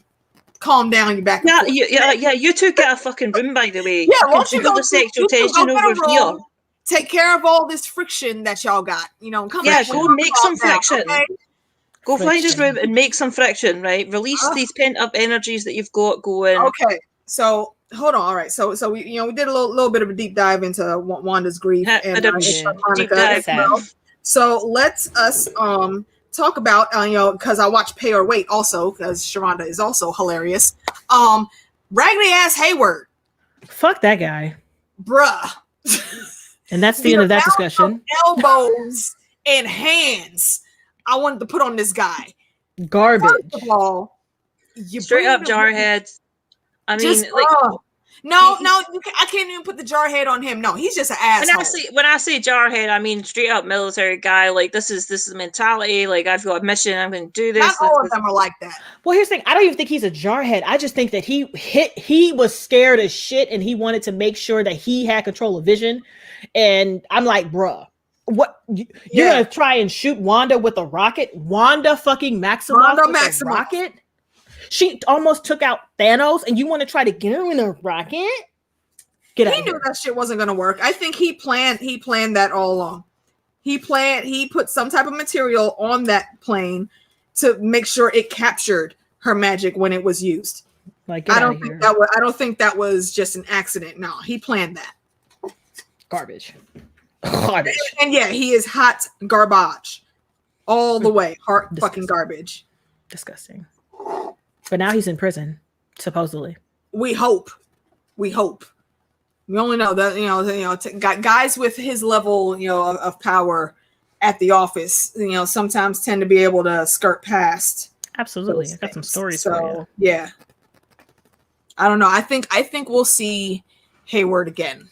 I really want to know who he was working with because he was not running his backwards operation, his shadow operation by himself. And I'm really, really hoping a tie-in they do is with the military version of William Stryker from the X-Men movies. Justin, but see, I can't with the two of y'all some damn times. I cannot. Why? Their whole situation is hilarious. I appreciate it. It's hot garbage is another man's ex-wife. Absolutely. It's funny. Oh, Lord. Questionable choices with these women sometimes. Ay, ay, ay. That's the story of It is Justin's the life. biggest arrest in TV history. It really was, wasn't it?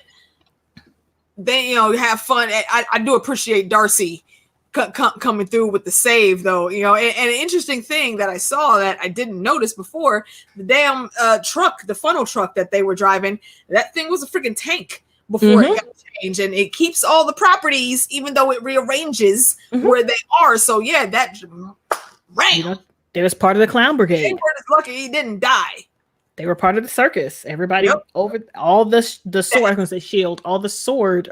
How clever was it of Wanda to just make them freaking clowns? It was fitting, and I was like, "That's what you get, bunch of clown ass bitches." That is exactly what you get, you assholes. Leave this woman alone. I understand. Yes, things need to be shut down. Not that you were wrong for trying to stop her. It's the way you were doing the shit, bruh. Using force was just stupid. It was like nefarious. Yeah, you do not do that. He honestly thought using force would stop Wanda. Like, dude, the audacity. That scene where she basically came out. It reminded me of that joke that Cat Williams told when he was talking about Kramer from Seinfeld. He was like, he's lucky Kramer didn't say that fuck shit in front of a black crowd, because they would have snatched him up and took him right up to Seinfeld house and threw him like, yo, is that your shit? Is that your man? Out the hex with that damn drone. Is that like, your man's? Is this your bullshit on my front lawn? She was not having it. And then she came out with the sexy accent too. I love her little accent. Yes. I didn't know Elizabeth Olsen was that bitch. You didn't. I didn't know. Like, I didn't know that she was capable of this magnitude of acting. I'm like, and Paul Bettany put it down for all of this whole freaking season, and I'm so glad that she is getting the props. My only, and it's not even a gripe with the show. It's kind of a gripe with Feige, because he waited too fucking long to put a Black Widow movie together. All of this hype, all of this love, Natasha deserves that shit too. Well, here's the thing. She's dead now. I don't even care. Like, they're like, oh, I think they pushed back Loki. I think they pushed back Loki to premiere her movie. But I'm like, she dead. What's she gonna do for the MCU? She dead. Vision was dead too. And like Wanda said, everybody's still all on Tony, and nobody's talking about Vision and Tasha. Well, here you go. Natasha, she is not Vision. Vision is a machine, and if you can finagle it, you can finagle it. Natasha is a regular old white woman who has really strong assassinatory skills. However, you are still a human, and she is deceased, and she can't be brought back. Like her and Gamora. Gamora that died is dead. Okay, the Gamora that's left we still have a Gamora. Yes, but it's not the same Gamora that died. She's gonna end up getting to that point again anyway. So I'm like, listen, if you wanted me to care about Natasha's past, no, somebody better pull up freaking Natasha. You should have moved up Natasha's movie. She should have had a movie way before they thought to do it. I think the best time would have. I was talking with my friend earlier today, and we were talking about the best time that would have been to release that Black Widow movie. And it would have been whichever, I can't remember, it was the original Avengers movie or was it the Age of Ultron, where she actually spoke to her graduation ceremony and how they took out her uterus and made her sterile.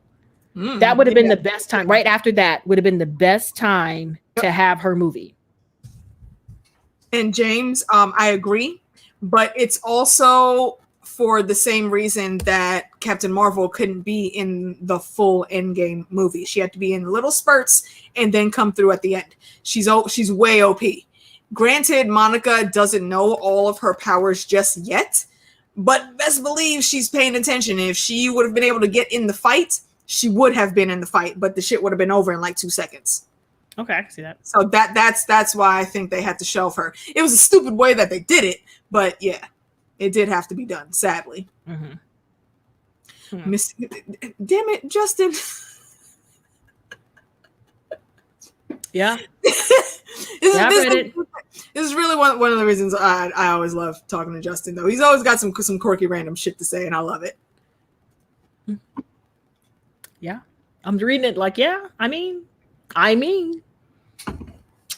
Yeah. Anyway, I'll get off my Natasha soapbox now. Sorry, I just want it better for her. Same as everybody else. She's my random kryptonite. That's not her specifically, but it's a specific thing. But we're gonna talk about that on this chat. Okay, so let's wrap up because we have been here for a little bit. Talking the nonsenses, and I really am getting hungry. I really do need to get some foods in my bellies before I continue drinking for the evening.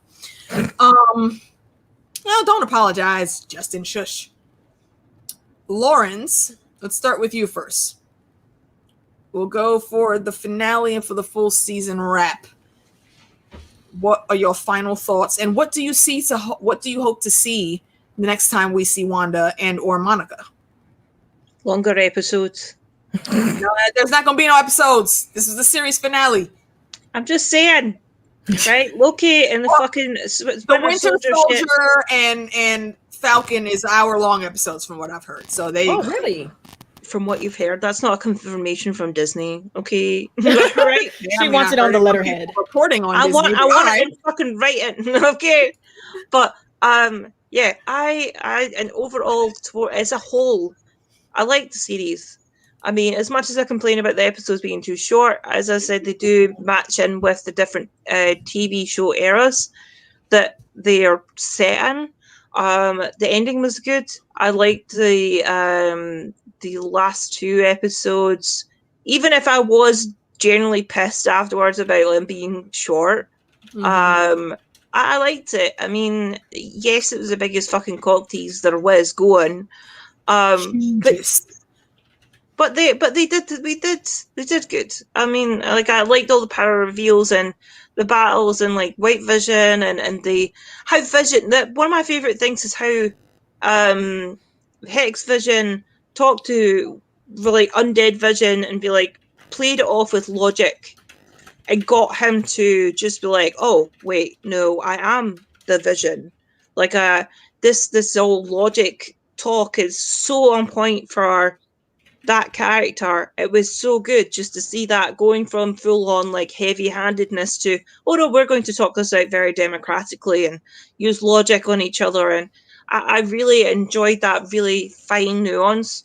The magic as well is pretty cool. The witch scenes, I love those. The special effects when it comes to Agnes's mother with the blue crown that she had at full power. And then you see that translate into Wanda's crown of her being the Scarlet Witch.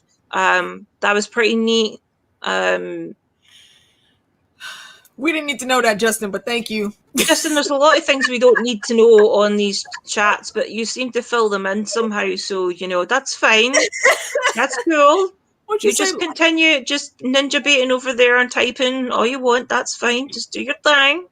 We love you. There's no shame in here, respect and all that jazz. Apparently, light-skinned Vishon is going Vishon.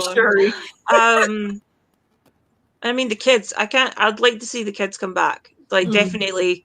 I like the kids' powers. I think they were cute. I liked Wiccan a lot. I mean, it's something different to see. Agnes's floaty fucking costume was fucking awesome, by the way. That's some Once Upon a Time shit right there. Yep. I loved that. It was a very classic witch costume. It was very much like Regina's mom, Cora. Yeah. It's very classical witch costume that you would believe combined with some more kind of era appropriate aesthetics, Victorian stuff and whatnot with a brooch. I really like that without it being too over the top, and they did that perfectly with their hair and everything. Special effects were completely on point, aesthetics were completely on point. I just think there was some things missing from the series as a whole, and I've said this before. There was things there were some bits that weren't filled in, and there was missing bits. I can't talk because fucking Justin's no room at the kids for the high tops, the Applebee's or some shit, Justin, you're drunk. Go home. BBM, Once Upon a Time, you don't need to finish the final season. You really don't. I You don't stopped need watching to watch past that. season 3. I don't even remember when I skip stopped. to the final 2 episodes. That's all you do. Or you watch the wee snippets on YouTube, because that's what I did. I used to be heavy into that show, and then I can't remember when I stopped. By the time they got to season 3, they were still doing really great. Seasons 1 through 3 was good. 4 was after that, I fell off. I was like, nah, I don't got time for this bullshit. No. The stories were repetitive and stupid, and they kept giving they treated Regina basically like they were doing Wanda. They kept giving her L's, and I cannot deal with that. Yeah, Regina, she deserved some wins. She deserved some wins. She did. She deserved all of the smiles and hugs because she could have killed all y'all off top. See, I couldn't really deal with Once Upon a Time because I'd already read Mark Billingham's Fables, which is a graphic novel. Fables is so good. This is a graphic novel that came out before Once Upon a Time, which is basically you take all the fairy tales, the classical fairy tales, and brought them into the mundane world, and they had this whole kind of storyline and war and stuff like that, and their own different characters and spins on them. Once Upon a Time is basically a version of that, but Disney characters, just basically all Disney characters, and taking some liberties. A lot of liberties with a few unknown characters that they've just kind of picked up from other places and different movies and franchises. And I mean, there was a debate about did they plagiarize Fables, but it was mostly the fandom that said that, and not really the author, because he was like, well, to be honest, fairy tales were around before Fables were. They're pulling from just the fairy tales, not from Fables. Anybody could have did that. Yeah, but it's the idea of pulling the fairy tales into our world, which this is the mundane world. It would have only been plagiarism if they would have followed the exact story Fables did. Yeah, but that's what I'm saying. The author didn't go along with that assessment, because he said there's fairy tales been about for centuries, folklore, parables, and things like that. It was just merely a coincidence that they both had this kind of similar idea of a structure. And then went with it. So one covers classical stuff from the Grimm fairy tales and whatnot, and then Once Upon a Time to all Disney stuff. So I mean they're so right. It's two very different properties in once you take everything in. Meeks, I'll pull the same to you. Full all around version. What you thought was the greatest, and what you're hoping to see with the future. Next time we see Wanda and the Churns. I hope we see Wanda and the Churns. I love the boys. I'm a big sucker for kids. As much as I talk shit about them, I love kids. Yep, I'm the same way. I will continue to shit talk children because they're little monsters. But I do love them, and I love seeing them on the screen. And I love just seeing Wanda in a mothering role. She doesn't get that often. Or even at all, because of everything that's happened to her. The person that she would want to have children with, not there anymore. Her children can only be of her creation magically. I appreciate your generosity, Justin. Justin. You're paying for dessert, though. Rest, fool. You're buying, Justin. Listen, you're buying me cake, right? And you're paying for it, okay? Applebee's That's the rules. is not that delicious, okay? Not that delicious. No, it's not. Every time I eat Applebee's, I get a stomach ache. I get a stomach ache and I get the bloop bloops. So I don't want either, right? And you are absolutely right, fandom. I especially when I make questions for trivia, I'll always add a sidebar if it includes kids. It says "fuck them kids." But y'all know I love tiny humans, so yeah, it just is what it is. But other than that, I mean, I don't want Wanda to be a bad guy, but the way it's looking, that honestly, they're pushing her. She's usually dual in the comics, so I feel like for the movie, she's going to be the bad guy, and then eventually they're going to have her come back. Whatever happens, that movie is going to be the turning point for her, and she's going to come back and be like, everything I've done is garbage. But I would like to see more of both of them together. I would like to see her have just a family, an actual real family moment. Yeah. She needs that. She literally has nobody. Okay. She ain't got nobody. Everybody she wanted in her vicinity is dead. Even her good friends are dead. The original Avengers are freaking gone. gone. Yeah. Gone. So it's just the new generation that she doesn't really have contact with, that she has to try to work with if she wants to work with it. That's all up to her. But I would love to see the relationship between her and her kids. I would love to see her coming into her powers more, and I would love to see her being more of an ally instead of a villain. That's the nice. But I did enjoy the hell out of this season. This season is fantastic. And I was just looking up, as you saw me typing in my faces I was making, I was looking up to seeing how many episodes were in each show. So Loki and Falcon and Winter Soldier have 6. Damn. That's it. 6. Yeah, they better be a freaking hour long. 6, 40 to 50 minutes. With the teasers. 6 episodes, that's it. The What If show has 10 episodes. And I'm just like, oh, that's animated. I'm not worried about the What If. That What If isn't moving the story along. I'm like, I can't. for all the shit that's going with the new storyline that we're doing. Because those are the only shows. The what ifs might actually factor into the movies, right? Because if we're doing what ifs, then we're going into the what ifs of other universes, right? Not our universe. True enough. So we're going to the multiverse of madness. So they could show up. They could be relevant. It could be possible. Hey Benji, hey DJ11. Hey, yo, shout out to Benji and DJ11. My brother's always coming through for you, girl. I appreciate it. Well, yeah. They kind of are almost. Yeah. You want Scarlet Witch versus Jean Grey. I mean, they kind of gave Scarlet the freaking Jean Grey treatment in this show. So I don't know. What you mean? What, James? What you wanting about? What are we wanting about? Explain yourself, sir. I didn't know What If was having 2 seasons, by the way. Is it? It says, I'm looking at IMDb, and it says season 1 and season 2. Huh. I mean, well, what the What If show, if they were to continue, that's probably one of the only ones they have on the market right now. Okay. That could continue because it's just one-offs. Or I mean, most of them are going to be one-offs. Okay. Because I'm like, hello? Good evening? So, I mean, yeah, they'll be fun to watch. I think they're probably going to take all of the stories from the What If comics and just, revamp them for the current MCU, which is great. I'm looking forward to seeing that.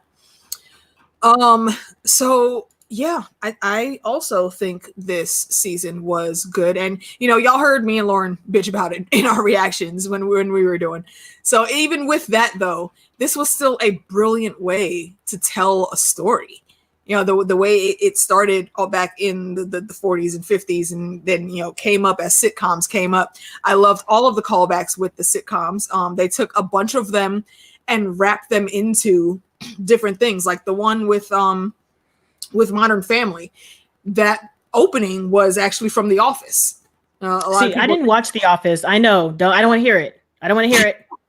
I don't want to hear it. I've never watched The Office. I've always watched clips, not because I didn't want to. It's just that I don't have cable and it's not on my radar. But I do want to. So I was completely confused watching that. I was like, what is this opening? Yeah, I was like, what? That opening was The Office.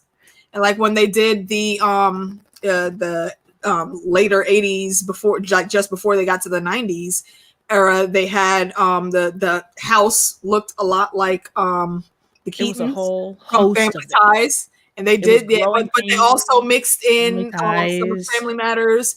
What was it? I think, what was it, like the 12 of Us? Full House.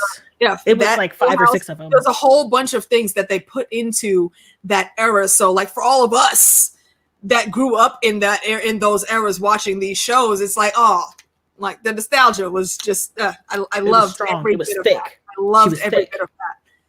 And it's like the Stranger Things vibes when that came out. I loved it. If they were to do a season 2, I wouldn't be opposed to it. I wouldn't be opposed to it, but I think we're probably going to be done here. And yes, Growing Pains was another one of them that they put in there too. Benji. Just a side note: I hate The Office. I can't stand Ricky Gervais. I know that's the UK version. We're talking about the American version. Yeah, I don't know who that. Yeah, I know who that is, but I've never seen it. UK version is crap, and I won't watch the US one as well. I just can't deal with TV shows like that. It just sitcoms. It's like I'm a nerd, but I've had people assume that I've watched How I Met Your Mother and what's the other one? Fucking the one with all the nerds. and Sheldon. Big Bang Theory. Yeah. I tried watching that, and I chuckled for a little bit. Not everybody likes that. I can't. It's only non-nerds that like that, though. I can't physically watch it. It makes my skin crawl. I watched it. I didn't watch the whole thing, but I watched it for a little bit, and it was funny because I was like, "Ha!" But other than that, it was repetitive. It was repetitive, though, and I do take issues with some of the ways they handled Kayla Kawako's character. But we're not talking about that. Although she does make me think of Charmed. I didn't like her when she was on Charmed, though. I didn't even recognize her. Anyways, but yeah, great show. If they did a season 2, I wouldn't mind it. Wouldn't be sad about it. Wouldn't be sad about it at all. It'd be kind of cool. I definitely want to see the kids again. And it sucks because the next time we see them, I think they're going to have to be in the teenage years because we're getting Miss Marvel and the Hawkeye show. And that's going to include, the characters from the Young Avengers. So when the boys do come back to stay, they're going to be in their teenage forms.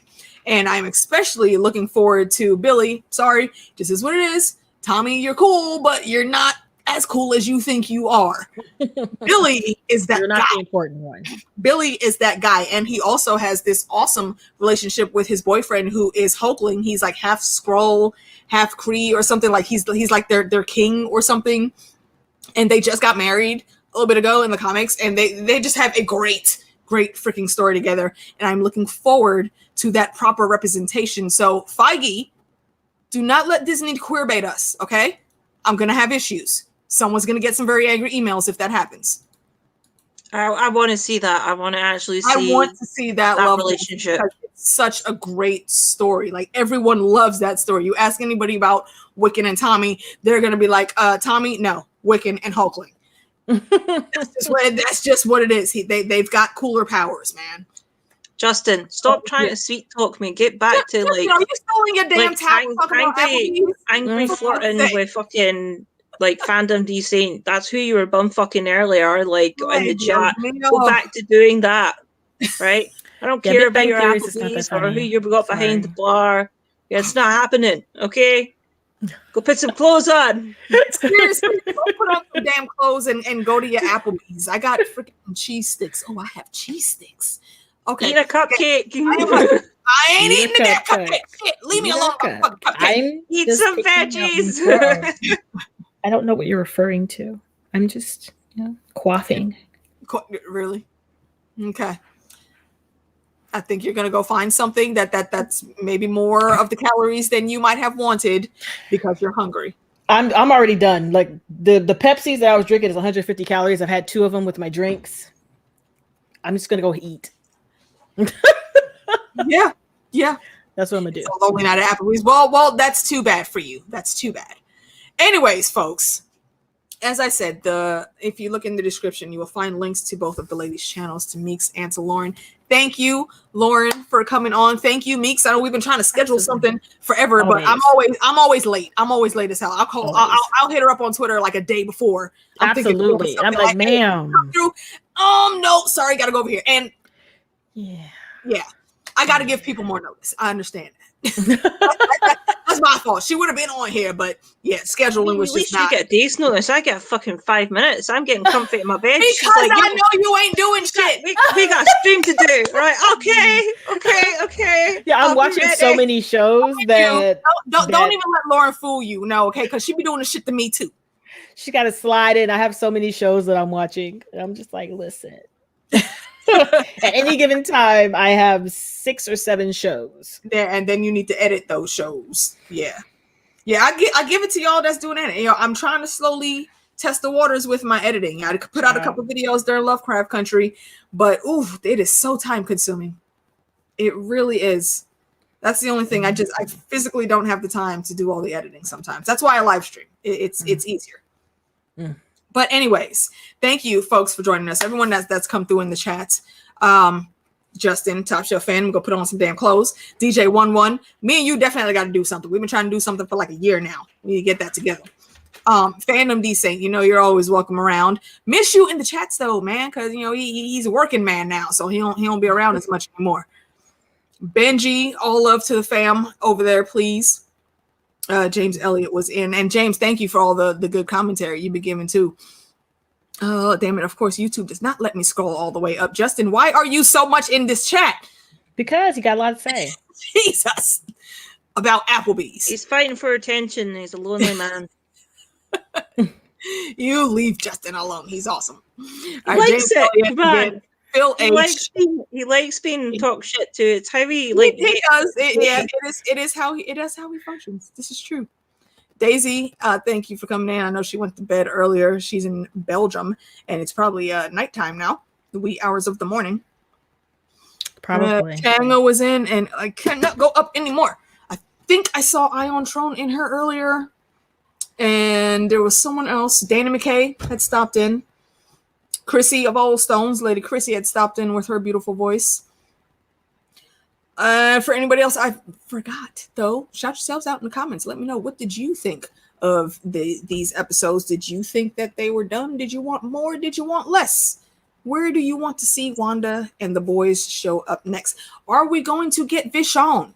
Will Twitter come through with making up this character that Feige could play with and tell some jokes with? I, for one, would appreciate it. I think it would be awesome. But, yeah. Well, I guess we'll see how it go. I think that's about it. Meeks, you got anything coming up? Not anything particular. Coming up, don't you? I mean, I'm still watching the same shows that I'm watching. Like right now, I just started The Expanse. I just started Lucifer, The Rising of the Shield Hero. I've been meaning to message you about The Expanse. I've been meaning to message you. I just started it, and let me tell you. I know, and that's why I want to talk, because I really want to go on that journey and see what you think while you're going through. And I would love to do a rewatch also. Thomas Jane is the bomb in that show. Who is Thomas Jane. He is the detective. Thomas Jane is Miller. Yep. Yes. And I'm also watching weekly anime. Some of the winter season is getting ready to wrap up. I'm getting ready to start the spring anime, which includes the big ones like My Hero and The Shaman King. Nice. I'm also finishing up It's Okay to Not Be Okay. Like I do K-dramas. Those are my really intensive ones because they're so long. But I literally do everything. I play video games. I do all the things. I haven't done a collection of video in a while because it's in shambles behind me. Eventually, I have a whole pile of stuff that I have to go through because I just got. But I do all the things, honestly. True. What video games do you play? I like to do horror. I like to do first-person shooters. And I really am big on object games too. Puzzle games. Yeah, hidden object games. I usually do every single day because they're the easiest. Those are my relaxing games. I'm working on The Room 2 now. I'm putting up The Room, but I'm working on The Room 2 now. So I do a bunch of stuff like that. Animal Crossing. Do you like things like Halo and Destiny 2?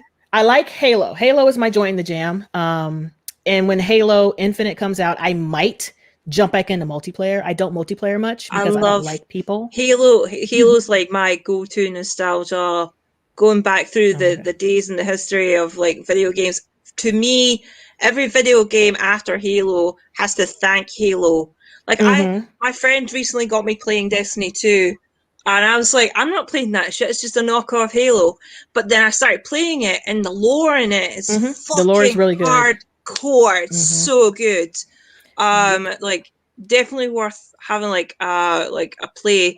If you've got like a Steam account or whatever, you play Destiny 2, like give me a message through Twitter or that, and I'll hook you up. We can play. Like I don't really play much online because I don't like random strangers. I'm a stranger danger.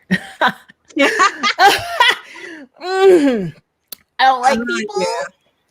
That's fair. I don't like those games where they're so dependent on you having to like be in factions and all that. That's it. It gets annoying after a while. Yeah, but I will play them if I got a group of people. Like Halo Gears, which is another lore heavy game. Yeah, I love it. So I'm just waiting on them. And that's pretty much what I do. I have my Patreon. I hit the 10,000 subs recently, so I have my merch bar up now. Nice. Thanks. So I got my little merch bar up. My brother drew my designs. I've been pestering him. I'm like, you have an illustration degree for a reason, and it's for me. Thank you. I wish I had a brother like that, but mine's is useless. Brother. No, make me things now. Make me things. As much as I help him with games because he does Twitch. I'm like, just nice. just draw the bitch. Thanks. So, like I said, I do all types of things. All types of things. That's awesome. Yeah, and the links are definitely in the chat. I did just throw out some wrenches, y'all, because I just noticed I thought I had 2 of you on there already, but I guess I didn't. Anyways, Lauren, you got anything coming through? No, same as usual. I'm just working on my dissertation, and I just finished doing the bulk of like my excavation and reconstruction demolition project in my back garden. So yeah, I am going to start posting short stories that are going to be exclusive to my Patreon weekly. So if you want to join that, then go ahead. Like it's you just sign up and you'll get access to absolutely everything. I'm going to be changing the tiers about just a little bit and changing the price ranges a bit, so you can subscribe at whatever level you want. You can come and go as you please. It doesn't really bother me. Just want you to come and enjoy my stories. I'll have monologues, I'll have gothic stories, I'll have things that are changing juxtaposition, different twists and classics and rhymes and things like that, and poetry. So please do come stop by on my Patreon. That would help me get some extra coffee money to survive through the next month of my dissertation, and then on to my master's, hopefully, if I do really well. Oh nice. Cool. Yes. I just wanted to say that real quick. Well, I hope you get it all done and written the way you want Me to. too, but fuck school. And also, random shout out. New Did channel. you just say fuck school? I did. Fuck it. That's totally fair. Like, some people are not made for school. I mean, I'm not made for school. I'm not made to function with other people in school. I'm actually, that's one thing I'm glad about the pandemic and lockdown, is that we get to learn everything at home. So I don't need to deal with trains, transport, or anyone else's ass. I got my job without my degree, but they're like, hey, Tamika, do you think you're going to get it? Possibly. Why? I mean, they're going to pay for it, but that's not the point. The point is, I don't like school. Yeah, I understand. Like, bitch, I'm almost 40. I don't have time for you. Right. I don't have the patience. No, I don't don't. have patience for all that. Negative. Anyway, last shout out for a channel that I found a little bit ago. Watching WandaVision. What we watching? I always do try to support my Black families when I find them on the YouTubes, as well as my rainbow families when I find them on the YouTube. So go check out What We Watching.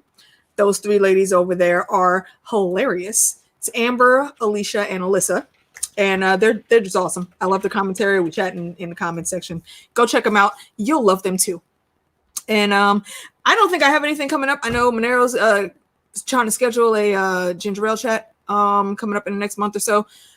Hopefully we get that done after I move. So I'll be in new digs. Probably one of the next fancier digs. Bougier digs. I'm lightweight bougie in my old age, man. I don't like having to spend a lot of money, but if it's worth it, I will do it. You deserve it. You deserve it. Yeah. I just moved. I'm trying to be comfortable. So that has been us, and talking about WandaVision and all of the other things, as we always do. We never stay on one topic. Nope. And you know that when you come here. So I hope you enjoyed the convo. Thank you all for coming through. Ladies, thank you for hanging with me. Definitely do this again at some point in time. YouTube's AK out. Justin, put clothes on.